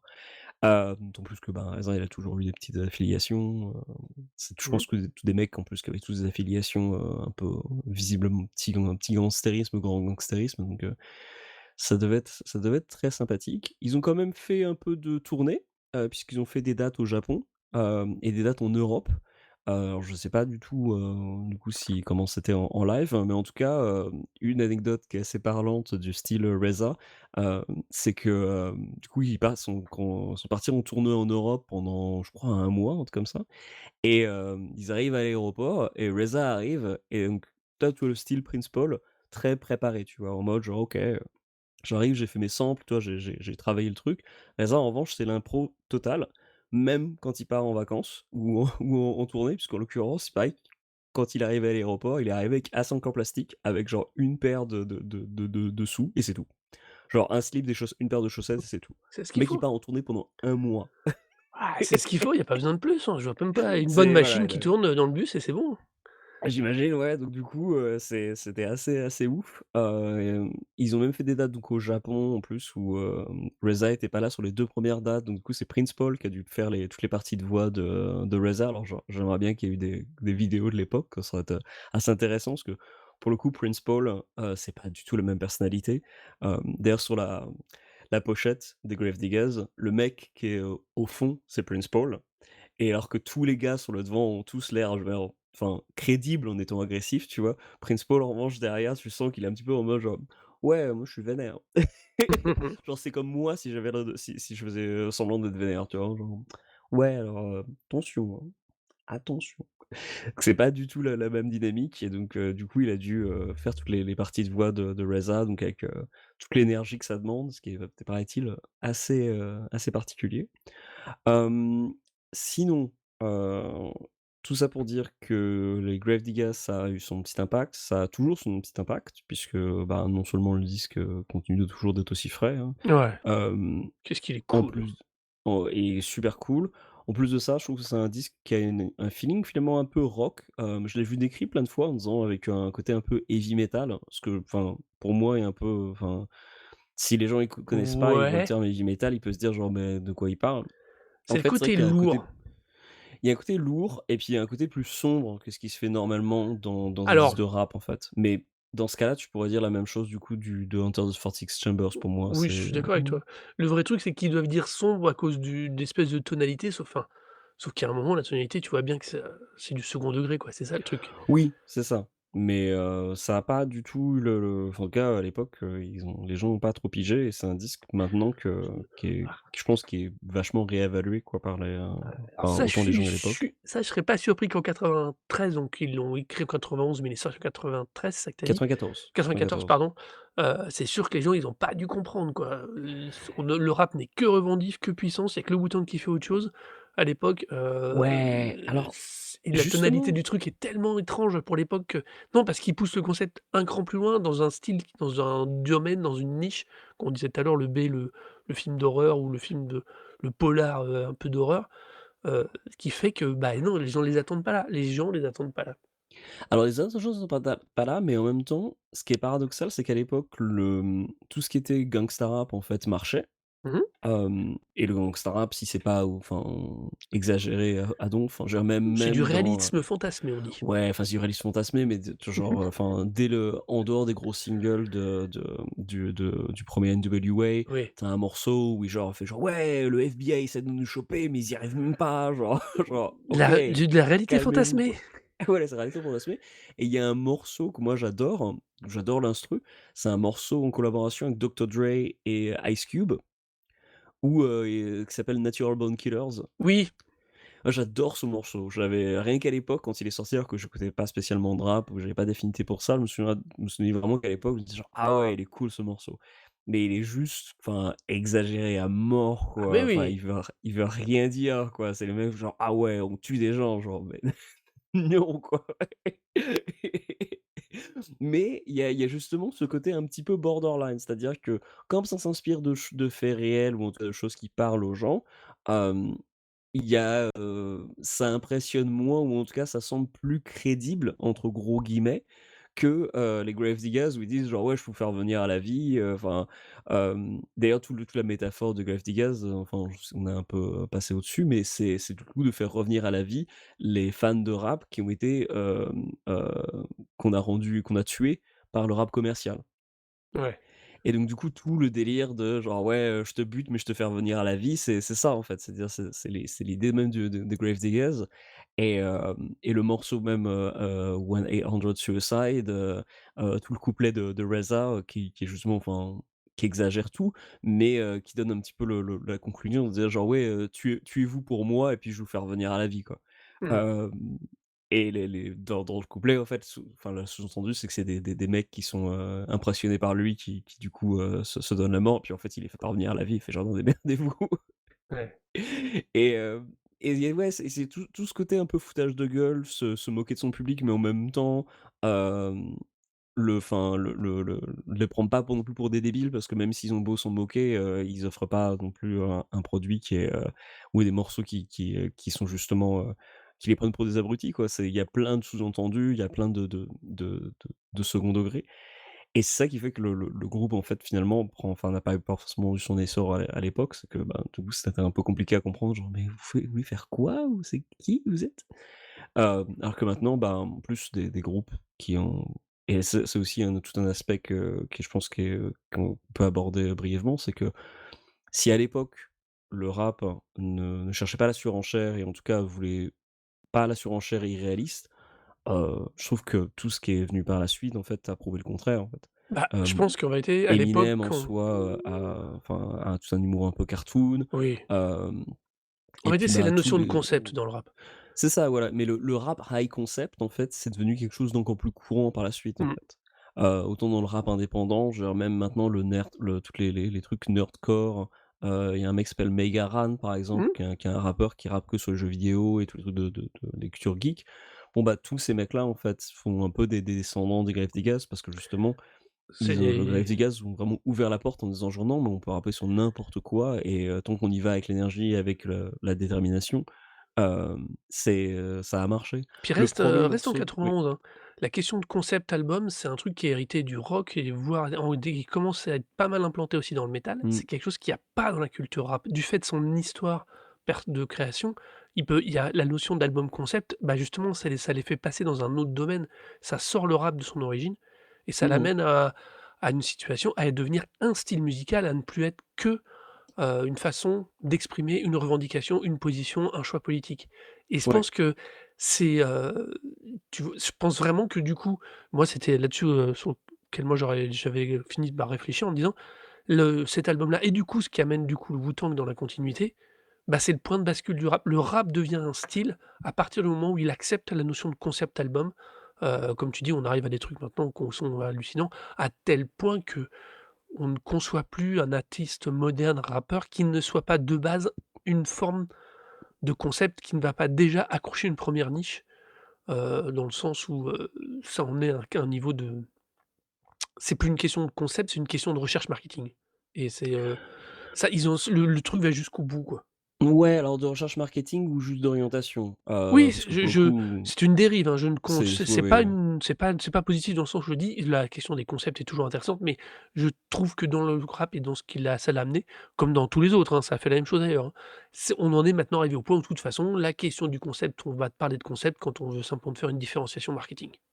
Bah, on va faire une dissertation sur le marketing, et ce que je veux juste rebondir un peu sur le terme marketing, parce Ouais, que dans un sens, pour moi, c'est quand tu dis marketing, j'entends surtout, vouloir, avoir une voix originale, en fait, et dire quelque chose de personnel, alors et à non, partir du moment où tu as alors justement si, justement, parce que pour moi, marketing, ça va de pair aussi avec, hem, pas justement uniquement pour un label, d'un point de vue label, oui, d'un point de vue label, tu je diras: «Ah parle bah que oui, on de va avoir un l'angle angle label, marketing». dans le manque de Ouais. chercher nécessairement à faire de la vente et à prendre dès le départ un angle et un axe, ne pas les laisser, l'artiste ou le jeune artiste ou le récent artiste, quel que soit son âge, heu, avoir un temps de recherche. Ce dont on vient de parler, de ce que fait Prince Paul et RZA, ça leur laisse le temps dans leurs autres projets, du coup, d'affiner. Ce qu'ils font là, même s'ils ont galéré pour sortir l'album, mais Mmh. ils avaient quand même le temps, la possibilité d'accéder à des studios. Les jeunes actuels, avec un minimum de soutien financier. Je suis pas sûr qu'actuellement alors les moyens sont complètement différents. On peut faire beaucoup plus facilement un album ultra shadé avec tout ce qui est maintenant numérique. Mais Ah après bah pour oui, la même question Jean-Michel Blanquer, il sort ses morceaux voilà, maintenant, non donc mais non, ça tu peux pas, tu as pas le droit. non, je Heu, c'est vrai que c'est pas le droit, parce que c'est de la musique par intelligence artificielle, donc c'est pas vraiment de la voilà. musique. Mais si tu veux et je pense qu'il y a du coup maintenant une exigence au niveau des labels. Tu peux faire ce que tu veux, tu le fais dans ton coin et quand tu veux rentrer dans un label, avoir le soutien en prod et en couverture marketing là pour le sens au sens strict, heu, il faut nécessairement rentrer dans une forme de case, de moment, de concept et qu'eux utilisent de cette manière-là, qui pour moi être je ne dé je dis bien c'est une c'est un dénaturement, ça se dit pas ça. C'est une dérive du principe et de la logique. Par contre, je suis d'accord avec toi, je pense que la vraie bonne façon de faire avec toi, d'un bon concept, c'est dire ce que tu ressens et trouver ta marque et d'où tu viens ton concept. Bah, ton concept et puis surtout ta narration. Ouais, J'en parlais beaucoup oui, avec des oui, oui, potes c'est vrai. ce week-end, quelque chose qui est enfin que vous notez un pote d'ailleurs Fred, s'il écoute, c'est que les Américains sont très, très friands de la question narratif, de se créer une histoire et je trouve que justement, d'un point de vue artistique, en fait, avoir une histoire et un angle, justement, un angle dans le sens où genre tu viens de quelque chose et tu racontes quelque chose pour une raison, c'est une manière très facile de non seulement de se présenter à un label pour justement pour se démarcher, mais en plus de sortir du lot tout simplement, pour que les gens comprennent plus facilement d'où est-ce que tu sors et Mmh. justement c'est le paradoxe justement des Gravediggaz, c'est que à l'époque, c'était pas nécessairement, bien vu peut-être d'avoir un high concept aussi développé, alors que justement le fait d'arriver et de dire genre: «OK, non mais vous voyez, nous on est des mecs qui font revenir les gens à la vie». Bon ben, ça te distingue immédiatement quoi. Tu fais genre: «Ah OK, vous faites ça, bon ben, du coup, ben, on va vous mettre en pub dans des magazines d'horreur, Ouais, on va, faire un partenariat avec, Vincent Price, on va faire des photos promo comme ci, comme ça, tu vois? Alors que, là, pour le coup, le label, ils étaient en mode genre: «Bah, nous, on sait pas vendre des trucs comme ça parce que c'est du rap, alors vous faites du rap, vous faites pas du rap, alors si vous faites pas du rap, comment on fait alors que vous faites du rap?» c'est Alors exactement que, ça. bah, alors qu'en fait, ils avaient enfin, c'était un concept tellement développé et tellement intéressant que c'est vraiment ahurissant de se dire qu'à l'époque, personne n'était non seulement intéressé pour découvrir un truc différent, mais en plus que, on propose quelque chose qui est non seulement différent, mais en plus facile à présenter avec une représentation visuelle et que du coup le enfin moi j'adorerais qu'aujourd'hui, tu vois, il y a un disque nouveau disque de Gravediggaz qui sort et bon le line-up original, ce qui est forcément pas possible, mais tu sais les clips de Ouais, ouf que tu pourrais faire, il y a vraiment moyen de faire. Mais je pense que tous les artistes maintenant qui se qui découlent de tout ça, même quelqu'un comme, ah, comment elle s'appelle déjà? Hem, il y a une rappeuse, qui a beaucoup joué au Roadburn.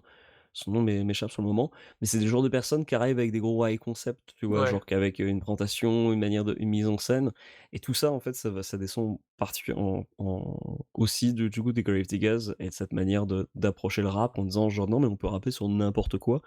Et on peut, en rajouter des tonnes, il y a pas de limite, en fait. Les mecs ont vu le mur et ont fait genre: «Non, mais on le pète, quoi» et ils sont passés au-delà du mur et je trouve que enfin, le disque est toujours aussi ouf maintenant parce que justement enfin, il a beau sonner une certaine époque, en même temps, il occupe une place vraiment unique dans le monde du rap, et du coup, ben, voilà, si vous ne connaissez pas déjà, Six Feet Deep des Gravediggaz, jetez-vous dessus.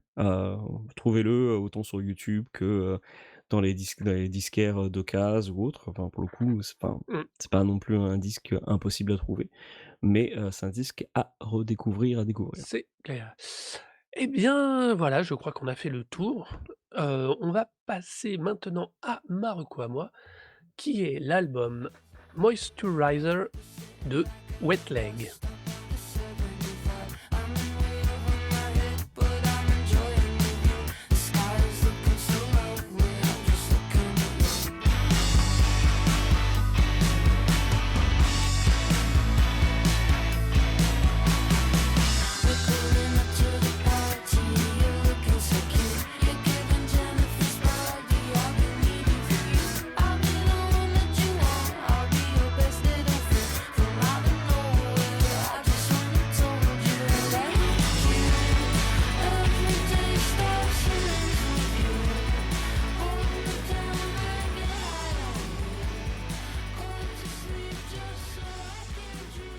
Alors qu'est-ce donc que Wet Leg? Alors honnêtement, si vous êtes passé à côté de leur titre Chaise longue il y a 2 ans, 2021, enfin 2022 surtout, Ouais, si jamais vous êtes passé à côté de ce titre, c'est que vous êtes sourd, ou que vous avez pas les réseaux sociaux, ou que vous les aimez pas du tout, ou même que vous avez aucun affect avec quoi que ce soit qui serait lié un tout petit peu aux tendances et à la hype. ou Heu, rock. ouais, pas nécessairement franchement, le morceau a été, utilisé sur Insta et sur TikTok, il a été overall pompé dans tous les sens, en extrait, en micro extrait, en boucle, franchement Même Robbie alors, Williams, il a fait sa il y a reprise. des très, très chouettes covers, et et donc c'est si vraiment vous êtes passé à côté de ce morceau de leur premier album éponyme du coup du nom du groupe Wet Leg, c'est que franchement vous vous êtes un petit peu raté. Par contre, je serais pas surpris que vous ne connaissiez pas le nom du groupe derrière ce morceau, qui est donc composé de 2 personnes, Ryan Tisdale et Easter Chambers, qui sont originaires de l'île de Wright, donc vous imaginez quand même le petit milieu qu'est l'île de Wright. Voilà, Oui, c'est pas très grand. oui, qui ont donc décidé un jour de faire un morceau, le produisent entre elles, toutes seules, assez tranquillement, heu et elles d'un seul coup, les choses se passent et elles vont faire donc une petite scène où elles se font remarquer avec qui elles montent avec 3 musiciens et du coup, les voilà, honnêtement, avec un petit contrat qui sort à la suite de ce tremplin, du côté de chez elles, et qui leur commence à leur donner un peu de fonds. Ça leur permet de faire un clip pendant le confinement chez elles, pardon, et du coup, à la sortie du confinement, c'est littéralement l'explosion. Le morceau cartonne, sûrement pour ce côté à la fois, post-punk un peu fort, mais avec des voix ultra maîtrisées et qui est pas agressif. Ce côté qui te dit que, ouais, ça peut encore enfin, il y a un truc dans le morceau qui est vraiment ouf, je suis d'accord au niveau de l'ambiance et de l'accroche. Mais je dois t'avouer qu'à l'inverse, l'album éponyme me laissait un peu plus froid. OK. Du coup, bien évidemment et malheureusement dans mes recos, Moisturizer a popé. Ça aurait très bien pu honnêtement être un truc que je laisse de côté, mais non. Pourquoi? Bah, parce qu'une fois que je l'ai écouté, je me suis dit: «Mais qu'est-ce que j'ai écouté?» J'avais pas fait gaffe, c'est passé une première fois un peu en mode, fond sonore et sur le dernier morceau, j'ai fait: «Mais c'est quoi? C'est qui? Je connais ce son, ça doit qui est-ce?» Et je me suis repris la pochette, j'ai revu l'album et je me le suis réécouté et pour moi, le gros plaisir de cet album, c'est qu'elle quitte un peu certaines choses en termes de composition. Elles vont rajouter, je sais pas que enfin, je l'ai lu à droite à gauche, du coup, j'ai été voir pas mal de critiques pour savoir s'il y avait que moi qui avait ce feeling et il y a un rajout un poil plus pop il y a une couche un poil plus pop et finalement qui rend les trucs un peu moins dépressifs, un peu moins, comment dire? Faussement dépressif, un peu moins fille Coppola, tu vois? En mode, dépressif, mais de toute façon, je m'inquiète pas, hein, j'ai plein d'argent, je serai jamais dans le malheur. Bah, le Tu 1er vois? disque, c'était une rupture, hein, parce que Ouais, c'était motivé par une rupture et en fait, le deuxième disque, elle est tombée amoureuse enfin, d'une personne non binaire, en fait, et donc du coup, le disque, en fait, tourne autour de cette romance, du coup queer, hein, et ça donne un disque, du coup, effectivement beaucoup moins agressif, en fait, et beaucoup plus pop. ouais Du et du coup, coup, bah, c'est là-dessus que j'allais en venir, c'est qu'il y a, du coup, dans la construction et dans les choix aussi finalement des thématiques, quelque chose de assez, que je trouve 1000 fois plus intéressant, honnêtement, au final, que le OK. premier. Il y a sa petite dose de référence aux 80s qui me fait toujours rire avec le Jennifer's Bodies, le morceau, qui me fait Ah bah, toujours pas rire. 80s, c'est 90s. 90s pardon, oui pardon. 90s, et je dois avouer que c'est peut-être aussi pour ça que cet album-là me parle un peu plus, c'est que le style sonore renvoie un peu plus à cette époque, je trouve et du coup, il y a un vrai truc, dans cet album. Il est pas parfait, mais il fait que 38 minutes. Il peut s'écouter sans s'emmerder plus que ça. Il est pas compliqué à écouter. Par contre, je pense que là où j'étais un petit peu fasciné, c'est que plus je regardais ce qu'elles disaient, en interview, plus j'étais scotché du fait qu'elles auraient pu aller ailleurs, avoir un autre budget de production, très clairement.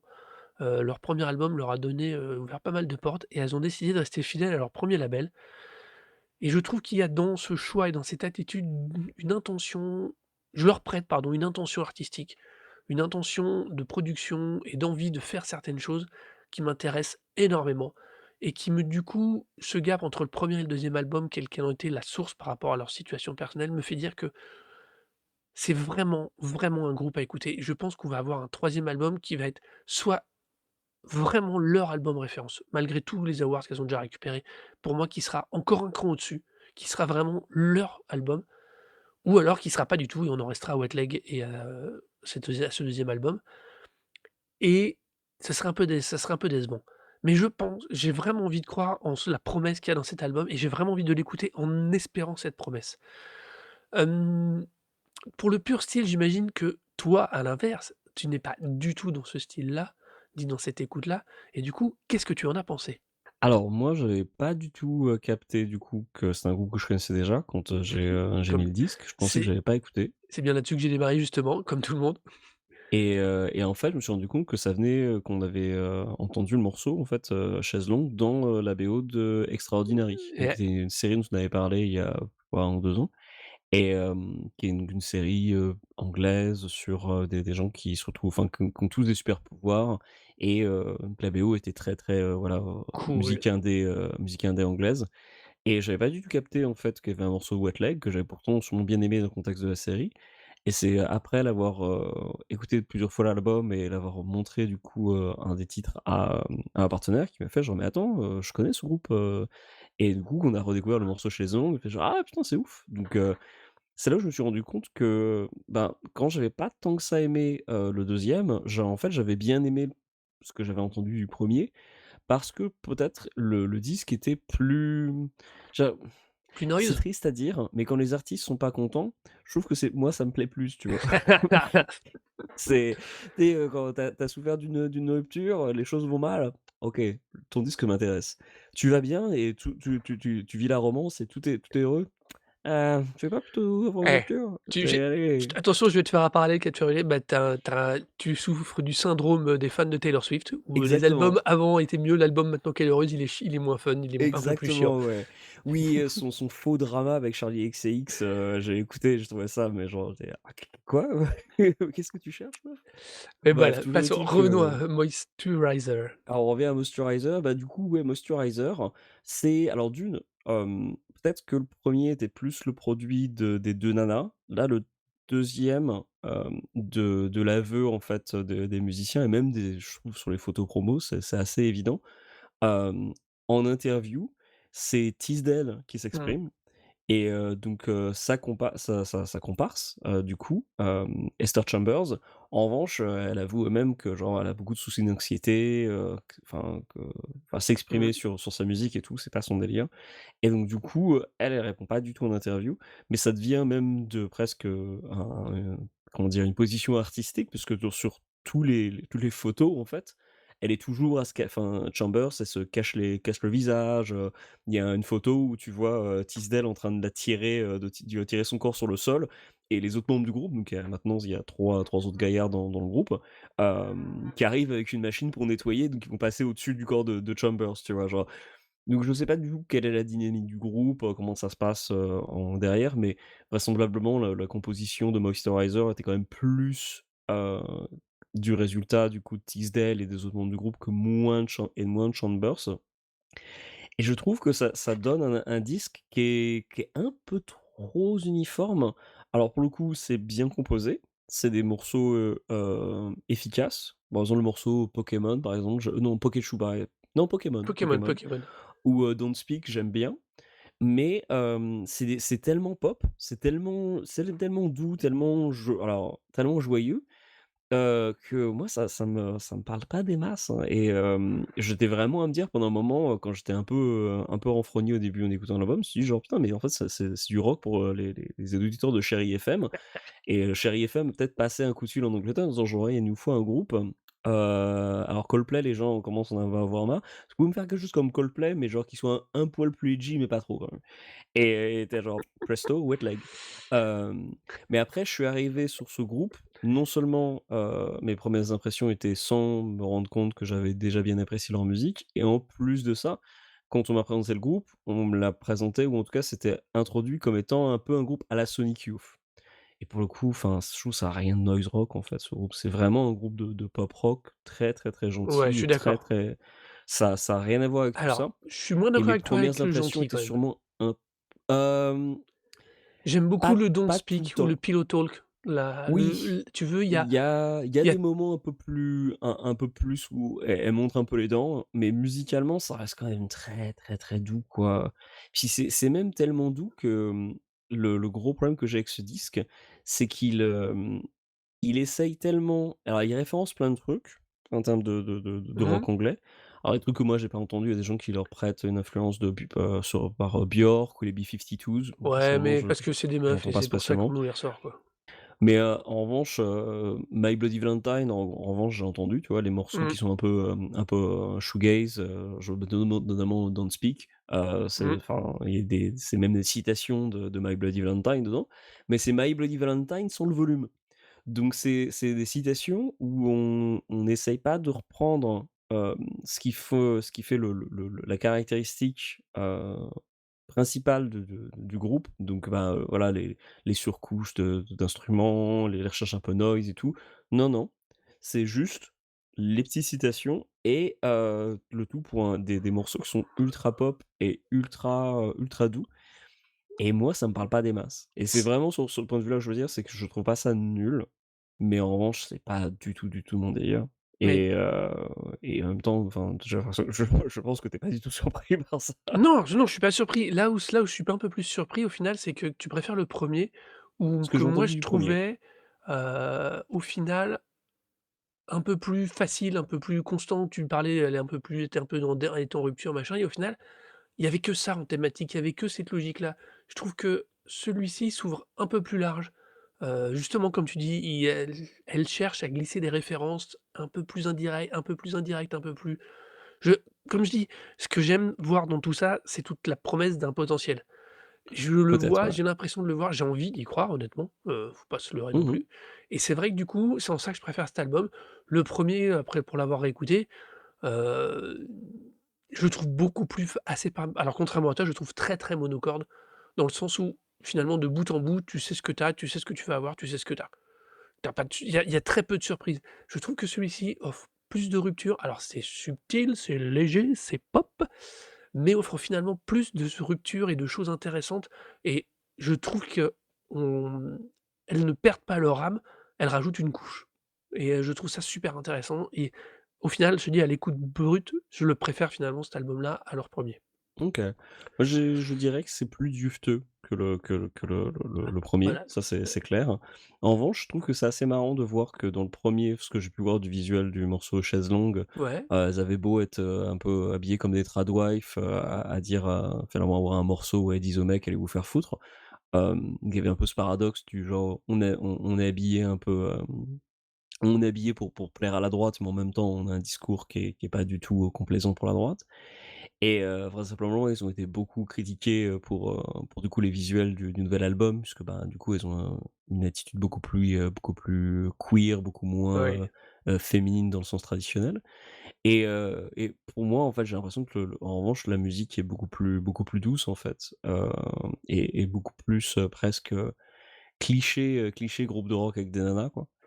Parce que justement, c'est un peu alors peut-être que c'est aussi moi qui a une manière, qui prête des intentions, fausses au groupe, hein, mais j'ai vraiment l'impression que c'était un disque qui vivait dans une réalité parallèle où tout va bien et c'est peut-être aussi ça qui est aussi, cloche avec moi, hein, tout simplement. C'est que j'ai pas envie d'entendre une musique où on me dit, «Tout va bien», hem, puisque tout va pas bien.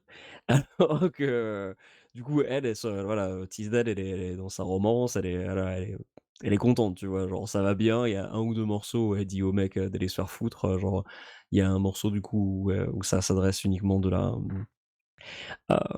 sur les, ça parle du coup d'être dans un club et d'avoir des mecs qui viennent t'emmerder donc ouais, OK, tu vois, il y a encore ces petits moments de comment dire? De rébellion, mais globalement, ça reste un disque qui est très, très joyeux. Même le morceau «Jennifer's Body», au final, j'ai l'impression que, ah moi j'aime heu bien, hein, il est gay. oui, oui.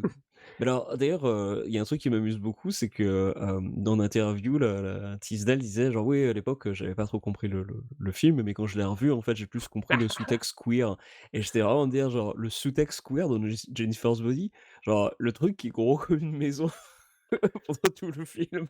Qui au bout de 10 minutes, tu fais: «Ouais, OK, bon, bah, ça y est, elle bouffe les mecs. OK, OK, on l'a». Voilà, c'est un film sur des lesbiennes, qui il y en a une qui ont un désaccord, comment dire? Éthique. Il y en a une qui dit genre: «Faut tuer les mecs» et l'autre qui fait genre: «Non, mais on peut sortir ensemble quand même, ça compense».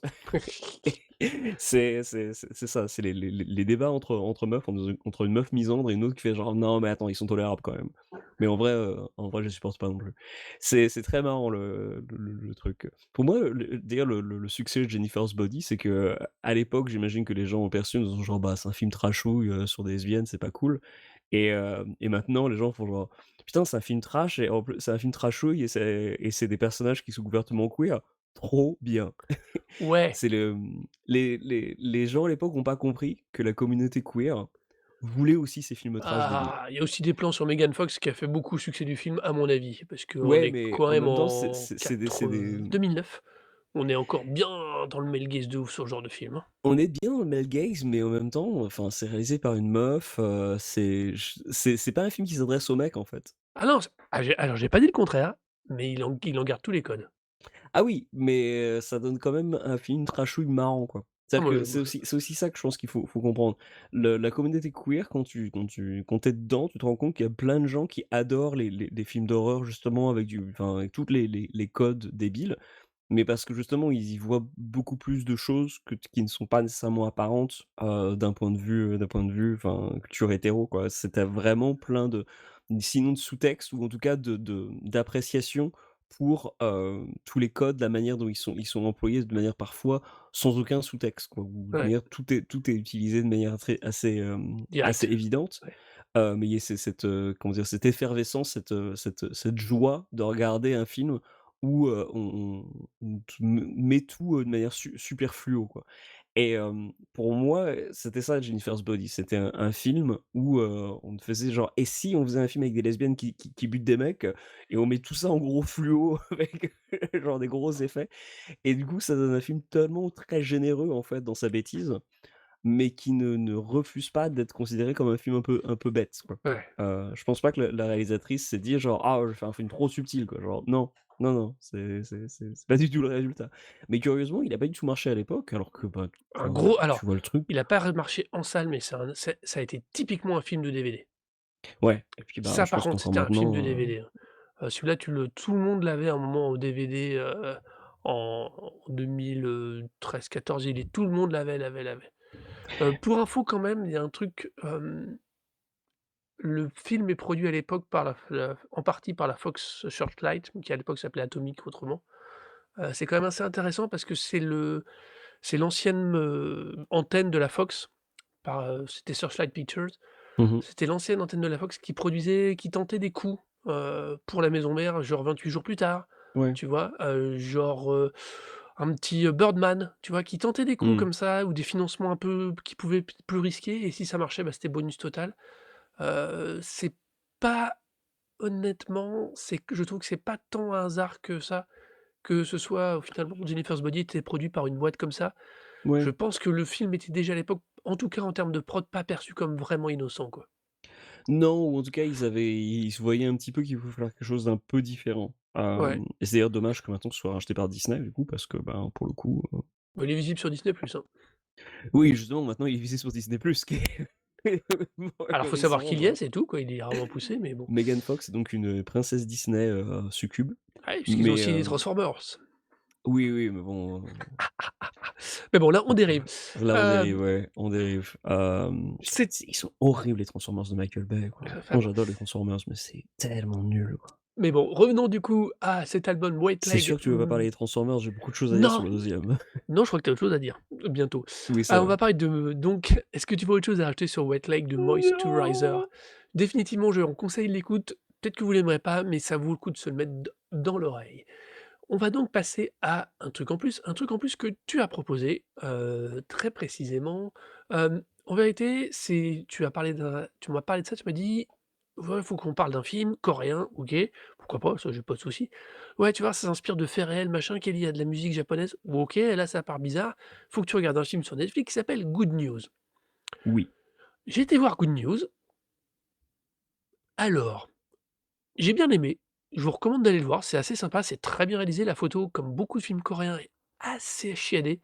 Je trouve ils ont une commence à ils ont toujours une énorme culture, mais la photo, même sur un film comme celui-ci, qui est quand même un film alors c'est une comédie polar, qui est assez Thriller, réussie, hein, ouais. thriller, ouais, je sais pas comment dire. Thriller C'est un thriller politique, comédie, thriller comédie satirique. voilà. Par contre, il y a un truc qui au final qui m'a laissé un petit peu sur ma faim, c'est que j'ai vraiment l'impression de passer à côté de certaines vannes, Ah oui, heu peut-être, ouais. ouais, le personnage principal, l'inspecteur principal, l'agent, Il s'appelle Personne, hein. voilà, qui s'appelle Personne, qui est joué il surjoue, enfin, de mon point de vue d'Européen, j'ai l'impression qu'il surjoue, il est constamment en too much, mais c'est typiquement le genre de truc alors, j'ai l'avantage, c'est que j'ai une bonne culture du cinéma asiatique et particulièrement de l'époque de Hong Kong. Donc l'acteur qui surjoue, ça va, j'ai donné, j'aime bien Chow Yun-fat. Et typiquement Shogun là, Fat ne surjoue pas. Shogun Fat, le monde s'équilibre autour de Shogun Fat. OK? voilà, on est d'accord aussi. Et si tu veux, le truc c'est que, bah, je me suis dit: «Ce personnage a une forme et une attitude, un style qui doit être lié au fait qui est un vecteur humoristique, qui est un vecteur d'appui» et ça, je passe à Ouais. côté parce que j'ai pas la ref. Et il y a plein de petits moments dans le film où je me suis dit: «Putain, je toute la construction, toute la cinématographie m'amène à une vanne, un truc, à une construction visuelle, un gag visuel que j'ai pas, parce qu'il me manque un bout de ref là par rapport au type de personnage ou au type de situation. Après, ça reste un très bon film, très Oui, sympa, très distrayant. alors oui, c'est vrai qu'il y a aussi une question en termes de alors c'est faut le voir, hein, Good News, c'est un film aussi qui, comme, bah, toutes les productions Netflix, et sont pas faits pour un public, autre que coréen et sud-coréen, puisque pour le coup, c'est vrai qu'il y a tout un contexte politique qui est pas du tout expliqué dans le film. À l'époque, la Corée est encore, sous un dictateur, en fait. Donc du coup, La Corée c'est du un Sud, tu veux entre-deux, en dire? fait. Ouais, la Corée du Sud est encore sur un entre-deux, en fait. C'est ch 70, je crois qu'il y a le type qui est au pouvoir a été semi-élu, tu vois? Il a pas vrai ils sont pas totalement sous la dictature, mais il est encore un peu dedans et donc du coup, il y a beaucoup de la manière dont les enjeux politiques sont présentés, qui dépendent en fait de cette connaissance du contexte politique, qui est pas nécessairement évident du coup pour le public occidental. Si tu pas lu si tu pas un peu renseigné sur le contexte politique de Mmh. l'époque. Ça et le fait que enfin, du coup, c'est une comédie satirique. Moi, le ton, justement, de ce genre de comédie satirique ou le ton comique, sud-coréen, du coup, moi, je l'ai suffisamment bouffé, autant par des dramas que des grandes des productions. Genre même un truc comme The President's Last Bang, qui était aussi, qui fait aussi beaucoup référence au contexte politique, et l'histoire politique de la Corée, du Sud. Correspond enfin, se raccroche très, très fort à Good News et donc du coup, c'est effectivement si tu pas, ces codes-là ou, cette connaissance-là, c'est clair que le film peut-être peut paraître un peu, difficile à piger, qu'il y a peut-être même des gags ou des situations qui peuvent paraître un peu étranges alors que dans le contexte de l'époque, ça peut peut-être un peu plus de sens. Je pourrais Ouais. pas être un expert, à force, on a quand même un peu lu avec mon partenaire, du coup, on on regardait le truc, genre: «Ah bah oui, ça fait référence à cette période-là, quand il a fait ci, tel mec au pouvoir». Mmh. Donc, c'est un film, du coup, qui s'inspire de faits réels et c'est surtout ces faits réels-là dont je voulais parler. Au-delà du fait que le film est très cool, moi, j'ai bien aimé, du coup, le film qui a été réalisé par le même mec avant, qui s'appelle Kill Boxon, qui était aussi une production, Netflix. Il y a des mecs d'ailleurs de Killboxon qui sont de retour de ça, donc notamment le mec qui joue personne, donc Sol Kyung-go. Mais tu as aussi des gars qui étaient dans, bah, Tokyo Swindler, Mmh. et la série DP, donc Hong Kyung, qui joue le rôle de l'aviateur, qui doit faire un team-up avec, personne pour, réorienter l'avion, qui a été détourné. Donc ce mec, il était dans une série Netflix.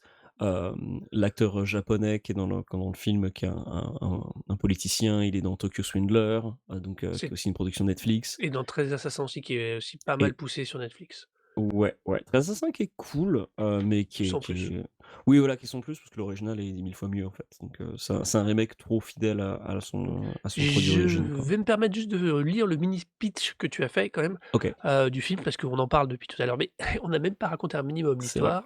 Alors, en 1971, un jeune groupe de terroristes japonais monte à bord d'un avion en direction de Hawaï pour le détourner vers la capitale nord-coréenne.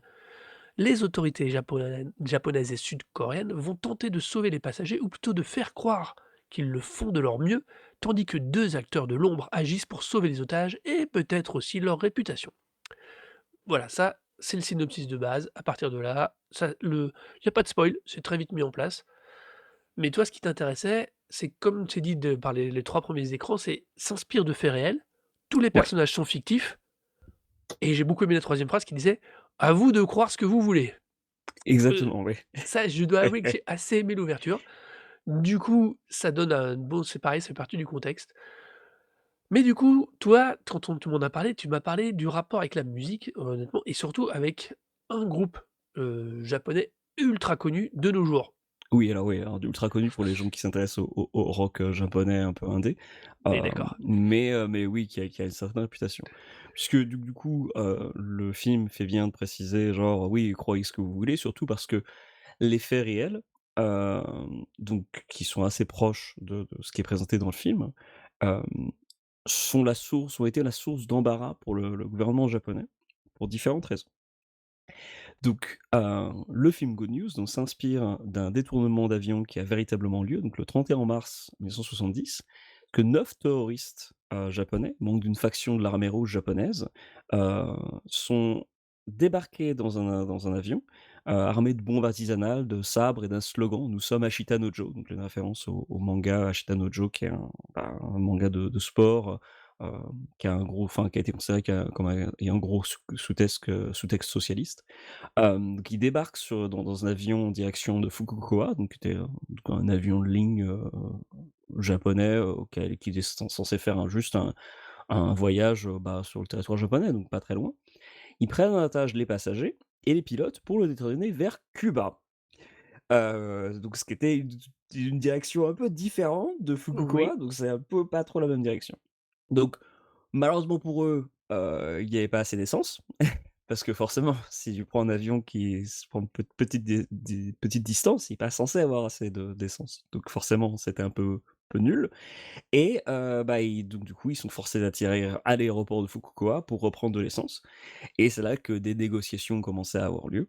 Donc du coup, bah, il y a une partie des passagers qui est partie, notamment des passagers américains, ce qui a eu une importance par la suite. Et des passagers japonais, ils ont été remplacés par d'autres personnes. Je veux pas trop, dévoiler d'autres éléments parce que ça a un impact dans le film, que je vous encourage du coup à voir, enfin qu'on vous encourage à voir. Et puis, une fois que l'avion a redécollé, c'est là que, le pilote a décidé de faire croire aux, terroristes que, ils avaient été arrivés en Corée du Nord avant qu'ils étaient arrivés en Corée du Nord. Et donc du coup, ça a pas marché.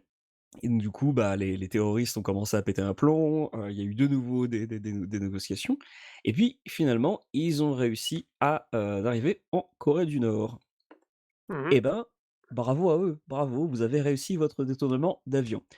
Alors, le problème de cette histoire, c'est que, leur délire, c'était pas d'aller en Corée du Nord, c'était d'aller à Cuba. Et donc du coup, nos cocos. Et ça, on l'a appris que bien plus tard, quand en 2002, 2002? il y a eu, la fin d'un le procès contre un des membres du coup de ce groupe terroriste qui était resté, au Japon. Le gars, a été du coup interrogé et il a donc révélé que le plan du coup de base, c'était de partir à Cuba et donc de pas rester au Corée du Nord. Et donc du coup, quand nos petits terroristes, d'extrême gauche sont arrivés en Corée du Nord, ils ont censé dit au gouvernement nord-coréen: «OK, c'est cool, merci de nous accueillir, OK, trop bien. En revanche, maintenant, on part à Cuba». Et les mecs ont fait: Non». Et ils ont dû se dire: «Ah, OK, on pensait pas rester en Corée du Nord». Mais du coup, ils sont restés en Corée du Nord. L'histoire, en revanche, ne s'arrête pas là. Et nous amène du coup à une question importante, question même qui pourrait devenir virale puisque, je l'ai évoqué avant l'enregistrement de l'émission. Maintenant tout devient viral, de nos jours et une question qui a été, évoquée, depuis quelque temps, sur les réseaux sociaux pour pimenter la vie des couples est la question suivante de dire: «Est-ce que tu m'aimerais encore si j'étais un ver de terre?» Et est-ce que tu m'aimerais encore si tu un ver de terre? Ça a ses avantages, parce que du coup, tu es déjà pour le capitalisme, mais en même temps, ça a ses inconvénients, parce que du coup, tu es un ver de terre. Bon, et ben, par-dessus le marché, nos petits, terroristes, et bah, ils sont partis en Corée du Nord et ils ont eu la joie, du coup, de poser ensuite la question suivante à leur compagne, qui était restée au Japon. Ils ont pu leur poser la question: «Chérie, est-ce que tu m'aimerais encore si on déménageait en Corée du Nord?» Et là, pour le coup, tu échappes aussi au capitalisme, hein. Mais en revanche, pas de la manière tu préférerais peut-être être un ver de terre, donc si vous êtes en couple, je vous propose du coup de poser la question suivante: «Est-ce que, tu m'aimerais encore si on déménageait en Corée du Nord?» Je pense que ça sera le même, genre de débat intéressant que vous aurez, si vous posez la question de savoir si tu m'aimerais encore si j'étais un ver de terre. Mais n'empêche que nos compagnes de ces terroristes ont décidé de partir en Corée du Nord Les rejoindre. et donc en 72, elles ont été exfiltrées du Japon pour partir les rejoindre en Corée du Nord. Et dans tout cela, ça nous arrive du coup en 2012 où, au final, les types ont, suite aux pressions du gouvernement américain sur la Corée du Nord, décidé de dire genre: «Bon, en fait, ce serait pas si bien que ça ce serait pas si mauvaise idée que ça si on revenait au Japon pour purger une peine de 10 ans de tôle pour détournement d'avion». Et donc du coup, la réalité, c'est qu'en 2025, vraisemblablement, ces mecs-là, sont rentrés. Mais ce qui nous intéresse, c'est pas juste le groupe d'action d'extrême gauche japonais, c'est pas le groupe, c'est un gars. Un gars, et en l'occurrence, son nom c'est Morietsu Wakabayashi. Et ce Ouais, type, c'était pas juste n'importe quel terroriste, c'était le bassiste d'un groupe de rock psychédélique japonais qui s'appelle les Réalisés Dénudés. Et quand vous vous dites: «Waouh, le bassiste de ce groupe a fait de la t est parti, a détourné un avion pour partir en Corée du Nord», c'est sûrement le truc le plus excitant et incroyable qui est jamais arrivé au groupe. Détrompez-vous. Le groupe est bien plus ouf que ça. Donc du coup, je voulais profiter du coup du film Good News pour, ouais, parler en plus, d'un autre, phénomène musical qui est donc les Réalisés Dénudés. Et donc du coup, un groupe qui a eu une influence, assez majeure, au Japon et en dehors, malgré le fait que, ils ont pas beaucoup d'albums. Ou plutôt ils en ont un. Et puis en fait après il y a pas d'autres vraiment d'albums. Enfin si, il y en a ouais. plein, mais c'est que des bootlegs. Pour différentes raisons. Donc, les Réalisés Dénudés, donc, un groupe, que je ne manquerai pas de dépeler dans le programme de l'émission. Donc, c'est un groupe qui a été fondé un peu avant les années 70 donc, qui était surtout fondé par, un type, qui était un guitariste, Takeshi Mizutani, qui est donc guitariste et chanteur, qui a été fondé par ce jeune homme suite à, différentes rencontres et aussi en réaction au contexte de l'époque. Puisque, à l'époque, le rock japonais et le rock psyché, c'était, très influencé par ce qui se faisait aux États-Unis. Heu, tout le monde faisait des trucs un petit peu propres sur soi et on cherchait pas trop à bousculer un peu ce qui était déjà établi. En l'occurrence, Mizutani, il en avait rien à foutre. C'était pour ça d'ailleurs qu'il a fini par recruter un bassiste qui était prêt à partir à détourner un avion pour partir à Cuba. C'est que c'était des mecs qui étaient clairement partis pour, changer les choses et foutre un peu le boxon. Donc du coup, on arrive avec un groupe qui, commence, dans les années 70 ou fin 60 et qui va, d'abord, s'élever en opposition donc à ce qui est établi, qui est influencé par, plein de choses, notamment alors, la philosophie, française. Alors j'essaye de retrouver les noms que j'ai mis, dans mes petites notes. Je vous retrouve ça de suite. Je ne retrouve plus mes notes, c'est horrible. Donc oui, filiation par la philosophie française d'après-guerre, notamment alors Sartre, Artaud et Derrida. Le violoniste tzigane Stéphane Grappelli, alors qui est un type qui a été entre autres collaborateur de Django Reinhardt, donc un peu moins connu, mais enfin voilà, Django Reinhardt quoi. Et il a été aussi fasciné par, un groupe de théâtre, local, alors qui est à l'origine finalement du nom Réalisé d'une idée, parce que c'était un groupe de théâtre d'avant-garde dont l'expression théâtrale passait par la création d'expressions franco-japonaises. Donc les types étaient aussi fascinés par la philosophie française et les beatniks français et donc créaient en fait leur propre langage, leurs propres expressions à partir d'un mélange de français et de japonais. Et ils avaient leur propre manière de s'exprimer et leur propre slang, leur propre argot et notamment l'expression «réaliser dénudé» vient en fait d'une mauvaise prononciation de l'expression «valise dénudée» et une valise dénudée, ça désignait un abruti qui ne mérite pas l'attention de quiconque, donc un type qui est totalement déphasé, qui est en dehors de du jupins, quoi. Donc réaliser dénudé, si vous cherchez dans le dictionnaire, vous le trouverez pas, enfin sauf si vous trouvez le nom du groupe, puisque du coup ça veut vraiment dire valise dénudée, mais bon. Donc ils sont forts d'un nom unique, ils ont une philosophie totalement, en dehors des clous et musicalement, ils en plus, veulent s'établir totalement en opposition de tout le monde.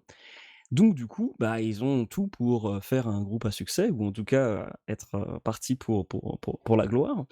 Donc ils commencent à faire des prestats, en plus le groupe théâtral va venir les soutenir et va faire enfin de la danse improvisée du coup dans leurs prestations Youhou! et ils partent enregistrer en studio. Sauf que la première démo du groupe, qui est enregistrée en mai 68, est un désastre pour Mizutani. Il déteste l'expérience studio, il trouve ça horriblement nul, il est pas du tout satisfait et donc du coup, il décide de ne jamais plus enregistrer en studio. À partir de là, à revoir les albums, pas question d'enregistrer un album, il fait plus que du live. Et cette décision, en fait, va amener du coup à créer une mythologie autour du groupe qui va du coup amener le groupe à finalement à tomber à la fois dans l'oubli et en même temps de devenir un phénomène culte, puisque les disques suivants du groupe deviennent uniquement des bootlegs. Les fans du groupe vont commencer à enregistrer les lives qui sont plus des expériences vraiment, enfin, intenses, puisque, ben, ils mettent tout, les potards à fond. Hem, au départ, il y a, des gens qui dansent en plus, enfin ça met, vraiment une ambiance totalement différente et ils commencent un peu leur carrière, avec, du coup, un espèce d'art total qui est totalement, enfin anachronique pour l'époque et qui nous donne un groupe déjà complètement à part, mais qui va du coup être un peu handicapé, pour moins qu'on puisse dire, par le fait que leur bassiste détourne un avion. Non seulement parce qu'ils perdent un bassiste, mais en plus de ça, parce que ce qui était important de préciser, et ce qui n'est pas dans le film Good News, le film Good News se focalise sur des touristes japonais, sauf que dans la réalité, il n'y a pas que des touristes japonais, il y a Mmh. des touristes américains. Qu'est-ce qui se passe quand les touristes américains sont mis en danger? La Qu'est-ce qu'on CIA! appelle? La CIA. Et donc du coup, suite au détournement, non seulement, la police japonaise a commencé à harceler, les fans de rock, les rockers de l'époque, toutes les personnes qui avaient des cheveux longs, du coup, ça commençait à devenir un peu suspect parce qu'on se demandait genre: «Ah OK, si vous avez des cheveux longs, est-ce que vous êtes pas aussi des communistes?» Mais en plus de ça, la CIA est arrivée par-dessus le marché pour commencer à, espionner tout le monde, commencer à regarder. Alors, au final, ben, comme d'habitude, la CIA, ils ont beau faire, beaucoup d'effets de manche, finalement, ils font rien puisque il a fallu attendre 2002 pour qu'il y ait des gens qui commencent à parler et puis que du coup, 2012 pour qu'il y ait des gens qui reviennent, mais vraisemblablement pas tant que ça de leur effet. Donc, malgré tout ça, ben, ça veut dire que tous les membres du groupe qui étaient autour de Mizutani, donc de notre guitariste-chanteur, et de son art total, ils décident de dire genre: «Écoute Coco, c'est bien sympa tout ça, mais nous on veut pas être pris pour des cocos et en plus il y a la CIA qui est qui est en train de nous courir après, on quitte le groupe». Et donc du coup, pendant une période, Mizutani a erré un peu. Il y a, du coup d'autres personnes qui ont rejoint le groupe, on ne sait pas trop qu'est-ce qui s'est passé et il y a vraiment beaucoup, beaucoup de mystères autour d'exactement de ce qui s'est passé puisque, heu, au en plus du fait qu'il y avait des gens qui, du coup, épiaient les faits et gestes de notre guitariste, chanteur, en plus de ça, il est possible que ce monsieur ait un peu joué sur le fait qu'on commençait à lui prêter des intentions qui n'étaient pas forcément les siennes, mais c'est pas grave parce que du coup le groupe montait en popularité même quand il jouait pas ou quand il jouait, enfin bref. Le mystère est complet et le flou fait qu'on se retrouve avec une formation, hem, dont l'histoire est complètement inconnue, puisque autant au Japon, c'est une formation qui est maintenant connue uniquement par ses bootlegs, donc de qualité un peu variable, puisque dans les comment dire? Pas l'équilibre, mais dans l'écosystème des fans des réalisés dénudés, il y a des degrés de rareté un peu, variable pour les bootlegs, ce qui fait que pour certains disques sont presque officiels parce que du coup c'est des bootlegs qui sont super répandus, puis d'autres qui le sont un peu moins parce que forcément, ils sont beaucoup plus rares. Les gens qui ont édité ces bootlegs étaient pas forcément des fans, mais aussi des fois des labels qui se sont dit genre: «Bon bah écoutez ce groupe il est culte, mais en plus, personne veut demander de thunes sur les enregistrements, donc on sort ça, mais en fait, on n'a rien à payer». Et par-dessus le marché, et ça c'est quand même assez tristoun, c'est que Mizutani détestait les bootlegs. Il a beau, être un musicien qui pourrait être, facilement, considéré comme étant inspiré pas du Velvet Underground, mais de Grateful Dead. Mmh. Les Grateful Dead étaient friands de bootlegs, encourageaient leurs fans à diffuser des bootlegs et tout, c'était totalement dans le délire du groupe. Les réalisés dénudés, en tout cas Mizutani, il était totalement contre, donc c'était pas du tout son truc d'avoir des gens qui diffusent des bootlegs.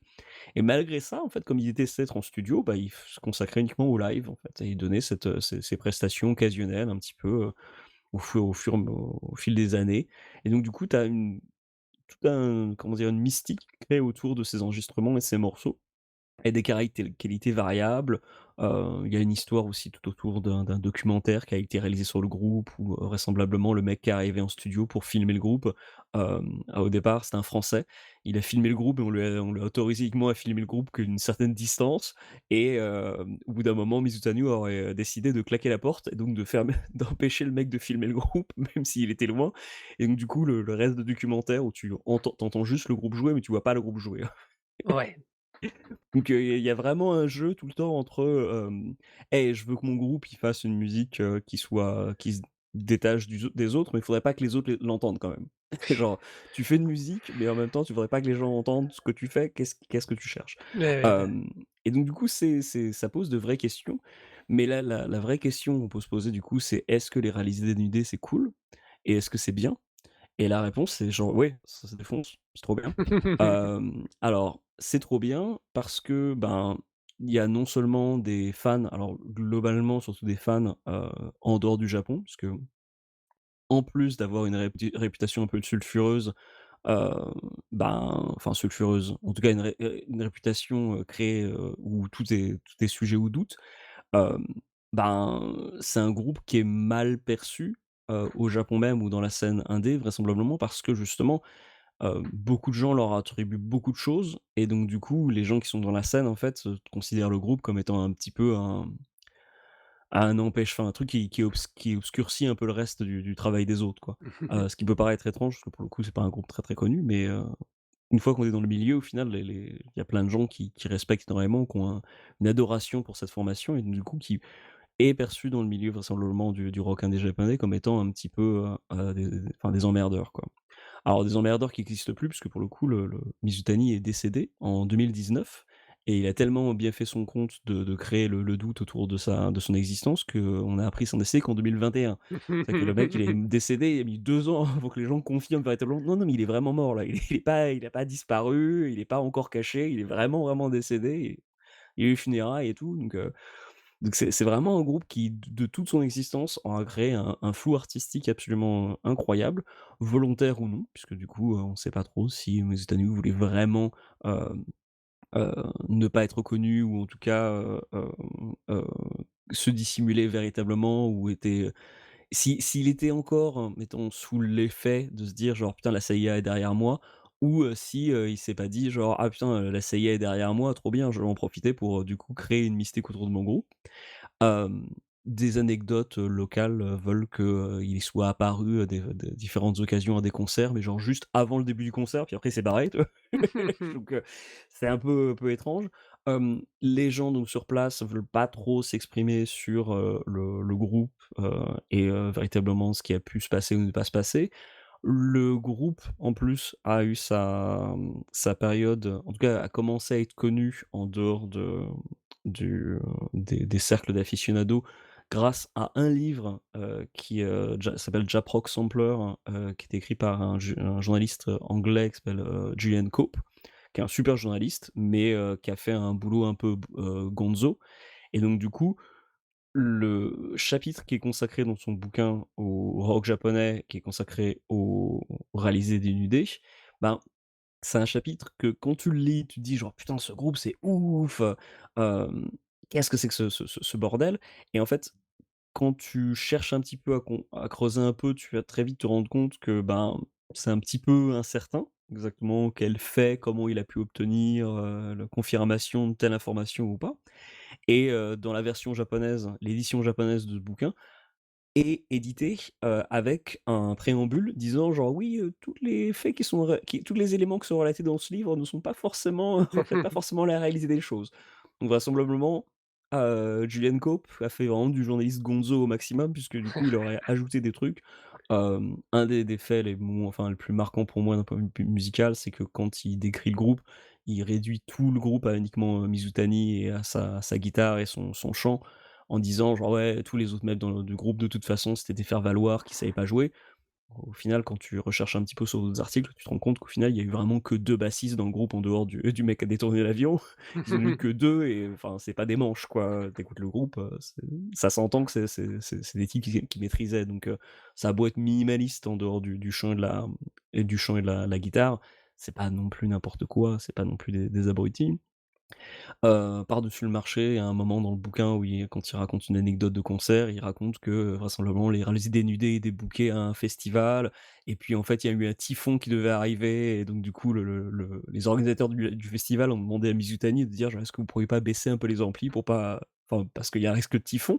et vraisemblablement Mizutani aurait dit: «Non» et donc du coup, ils ont joué devant personne et du coup, tout le monde était parti se réfugier. L'anecdote est truculente et rigolote, mais est-ce qu'elle c'est vraiment passé comme ça? Est-ce que Ah, Mizutani était à ce point-là ouf? On sait pas. En tout cas, il y a un véritable travail actuellement, de déchiffrage, d'archivage qui est en train d'être effectué puisque suite au décès du guitariste et ben, tous les droits de la musique en sont revenus donc à la famille du musicien qui a décidé en fait, de rendre véritablement hommage au talent de ce musicien et de faire un partenariat avec un label, un vrai label, donc du coup, il s'appelle Temporal Drift et il commence à sortir des disques officiels, alors qui sont du coup toujours des versions live, parce que, bah, il y a qu'un album studio, hein et toujours est-il, il est pas rentré en studio vraisemblablement en secret, quoi, mais il commence à sortir des disques et donc du coup sur Tidal par exemple et je pense aussi sur Spotify, vous pouvez écouter 2 disques de live des ouais. réalisés d'une idée. Ça s'écoute et ben, effectivement, c'est ouf. C'est-à-dire que quand tu le mets dans le contexte du fait que tu es en train d'écouter un disque des années 70, par un groupe du coup qui fait tout un peu pratiquement au feeling parce que c'est vraiment du rock psyché quoi, on est vraiment au début du rock psyché. C'est vraiment dingo. Quand tu le mets dans le contexte, déjà les morceaux sont classe, mais en plus, enfin, tu comprends totalement que c'est un groupe qui a eu un impact, monstrueux. Donc par exemple, sur un groupe comme Sun, par exemple, pour moi, c'est clair et net que, les délires de faire des prestations totales où tu mets tout à balle et que tu joues tout sur le physique, c'est quelque chose qui pour moi a une grosse influence sur Sun, par exemple. Boris, qui est un groupe japonais, qui a beaucoup expérimenté dans plein de sens aussi à mon avis, qui était vachement influencé par les Réalisés des Nudés. Hem, c'est clairement un groupe comme le décrit d'ailleurs un musicien qui est, d'origine coréenne, qui s'est déménagé au Japon pour enfin, faire partie de la scène, locale, qui a été interrogé au sujet des réalisés dénudés. Le mec disait genre: «Ouais, c'est ouf parce qu'à partir du moment où tu commences à écouter le groupe, en fait, tu comprends, en fait, à quel point leur spectre plane autour de toute la musique, en fait. C'est ouf ça. Tu remets le dans le contexte, tu dis genre: «Putain, mais ils faisaient déjà ça avant, quoi», genre, c'est ouf.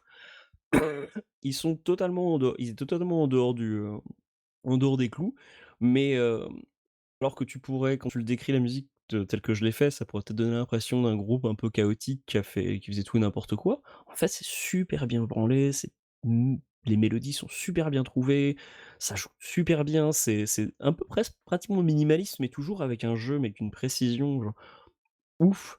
Ouais, C'est un groupe que j'encourage vraiment d'écouter. Le peu que j'ai entendu, ça défonce et je comprends très bien pourquoi c'est un succès culte. Parce que enfin, tu vraiment rien d'autre qui sonnait comme eux à l'époque et encore maintenant, ça sonne vraiment super à part. Donc je vous encourage très, très, très fortement à découvrir ce groupe. D'une, aussi de voir le film, hein, parce que pour le coup, il est facile à trouver, sur Netflix, hein, ouais. faudrait pas vous emmerder. Hem mais de creuser en fait du coup, les réalisés dénudés et de chercher leur musique parce que, c'est une super porte d'entrée en fait au rock psyché et à une certaine histoire de la musique japonaise. Alors du coup qu'il faut pas totalement du coup après occulter le reste, hein, parce qu'il y a quand même beaucoup, beaucoup de trucs qui sont faits dans ce milieu-là. Un des noms d'ailleurs qui revient le plus en opposition à Mizutani d'ailleurs, c'est Keiji Aino, qui est Mmh. surtout un musicien, enfin un mec qui faisait de la poésie. donc qui a beaucoup collaboré avec plein d'autres musiciens et qui est, genre l'autre tête pensante. D'ailleurs, jusqu'au décès de Mizutani, les 2 étaient opposés vachement et vraisemblablement, tout les conseils qu'on donnait souvent aux gens, c'est genre: si vous rencontrez Keiji Haino, surtout vous lui mentionnez pas les réalisés, il veut pas en entendre parler». Parce que vraisemblablement ils étaient potes avant et puis en fait ils ont plus été potes, alors ça a été un gros problème. J'imagine que maintenant ils vont peut-être commencer à l'ouvrir un peu. Ouais. C'est malheureusement le truc, c'est que un jour ou l'autre, on va avoir beaucoup plus d'informations sur ce groupe parce que, ben, par exemple, le bassiste en question, enfin un des bassistes qui a joué dans les Réalises dénudés, ben, il a bossé avec Keiji Haino après, il est toujours vivant, on le connaît, il se trouve facilement dans le milieu, donc il y a sûrement des gens qui vont finalement réussir à tanner ces mecs-là pour leur dire genre: «Mais racontez-nous exactement ce qui s'est passé». Parce que au-delà du détournement d'avion, t'as toute une vie de mystère sur un gars qui a réussi à construire sa réputation et sa carrière sur de musiciens non seulement par une musique vraiment totalement à part, mais en plus en jouant le jeu du «vous saurez jamais qui je suis vraiment».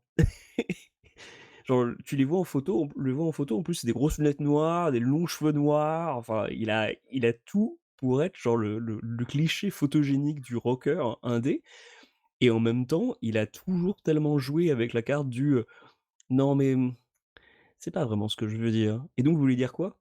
Mmh, à vous de Peut-être. deviner. Genre, ah, je vais te tuer. Non mais c'est Donc insupportable, sûrement en interview, vraiment intolérable et je pense c'est pour ça d'ailleurs qu'il s'est pourri sa réputation dans le milieu parce qu'au final, ils en avaient rien à le bol de ce type, mais musicalement, genre indétrônable, quoi. ouais. Genre, truc de ouf. Donc voilà, les réalisés des Dundee, c'est pas du tout mentionné dans le film Good News, forcément. Je je vois pas comment dans le film, à un moment ou à un autre, ils auraient pu faire tu sais, genre un aparté en disant genre: «Alors le mec au fond là, en fait, il est bassiste dans un groupe de rock et on va vous raconter». Ça aurait aucun sens. Donc du coup, ils ont totalement, on parle pas du tout de la personnalité des, comment dire? Des terroristes, hein. Ils sont un peu, réduits à peau de chagrin. Mais le film est très cool, et puis, bah, par-dessus le marché, donc voilà, les réalisés dénudés maintenant, vous avez des disques, hein, ça se trouve en streaming, il y avait des disques en vinyle qui sont disponibles, et puis, bah, il y en a avoir de plus en plus qui vont sortir, enfin, On plus en plus. espère. Pas des tonnes non plus, mais genre j'imagine qu'on va en avoir quelques-uns encore de l'an prochain et tout compte. Une fois qu'il y aura des enregistrements satisfaisants qui vont être remasterisés, ils vont pouvoir sortir ça au fur et à mesure. Mais là, pour l'instant, il y en a 2 qui sont donc disponibles en streaming, autant sur Bandcamp qu'ailleurs et c'est voilà, ça vaut le coup d'être visité. Eh bien, je ne est-ce que tu as quelque chose d'autre à ajouter? Non! Je vais dire juste une petite chose en parlant de Netflix, Blue Velvet de David Lynch est disponible Mmh. actuellement sur Netflix, au moins Oui en France, donc jetez-vous dessus, c'est quand même un de ses films fondateurs dans ce qu'il va faire après, voilà, avec et Kyle MacLachlan et des ambiances particulièrement vénéneuses, comme dirait l'autre. et Donc voilà, allez écoutez jeter un œil dessus et et écoutez-le. écoutez les disques de Julie Cruz. Oui, c'est vrai, Parce que pour le aussi. coup, Julie Cruz, mais ça c'est une voix totalement à part, quoi. C'est genre, c'est un truc d'extraterrestre, c'est vraiment ouf. Il Mmh. y a personne qui chante comme elle, il y a personne qui chante toujours plus comme elle. Enfin si, il y a des gens en fait, Julie Cruz pour moi, c'est le modèle même du groupe Twin Peaks. Tu vois comme, dans la saison 3 de Twin Peaks, tu Oui, à plein la de fin de groupes chaque qui morceau 5 épisodes. ouais. Tu as des groupes du coup qui jouent et à chaque fois, c'est des groupes vraiment très variés, mais qui ont une ambiance qui colle vachement bien à l'atmosphère Twin Peaks et pour Mmh. moi, Julie Cruz, c'est vraiment un des centres névralgiques en fait de l'identité même de l'identité sonore Twin Peaksienne. Si tu cherches un groupe et que tu trouves enfin, si tu cherches des groupes qui ont une ambiance à la Twin Peaks, c'est souvent des groupes qui ont une voix un peu à la Julie Cruz ou influencés par ça quoi. Cette sensibilité à fleur de peau, genre super, enfin, une voix avec une clarté pop et en même temps une émotion, mais genre complètement déstabilisante. C'est vraiment le le truc qui fait la force des compos et donc du coup, ouais, elle est déjà présente dans Blue Velvet, pour, quelques scènes. Je crois que c'est elle qui même fait la chante, en fait. Je à la sais plus. place de Laura Je Dern? viens juste de oui, par contre, Laura Dern ne chante pas, ça c'est sûr. Ouais, voilà, je crois que Heu, c'est la voix, enfin, il y a quelqu'un qui chante dans le mor dans le film, ça fait longtemps que j'ai pas vu le Blue ouais, ouais. Velvet et du coup, la voix, en fait, c'est celle de Julie Cruz. Je l'ai vu qu'il était dispo juste avant d'enregistrer, donc je me suis dit que ça valait le coup de vous le Oui dire. et oui, il est aussi aux Pays-Bas, d'ailleurs, j'ai vu qu'il Alors avait été ajouté tout récemment. et bah, voilà. Donc venez nous dire ce que vous avez pensé du coup de nos 2 recos et toute cette histoire incroyable du groupe. Je vais pas le da Les réalisés dénudés, les rajoute ça à ton réaliser vocabulaire, mec. dénudés. La Voilà. prochaine fois que tu vas au boulot, tu regardes un type que tu aimes pas, tu dis genre: «Toi, tu es une valise dénudée», tu vas voir la gueule qu'il fait, genre, Ça va être tu vas rigolo voir. ça. Ça Ah va être bon. intéressant. Voilà, on espère que tout ça vous aura plu ou pas. Venez nous dire ce que vous en pensez sur tous nos réseaux sociaux que vous retrouvez sur la page du podcast recosic.lepodcast.fr. Voilà, n'hésitez jamais à venir nous parler, à nous balancer des messages. On va essayer de rester connectés le plus possible et de ne pas vous abandonner pendant les fêtes, parce que oui, la fin de l'année approche très, très vite. Et bah, sur ce, on vous dit, soignez-vous bien comme nous, faites plein de belles choses pour commencer à bien profiter des gens autour de vous et à très vite. Bisous. Ciao, ciao.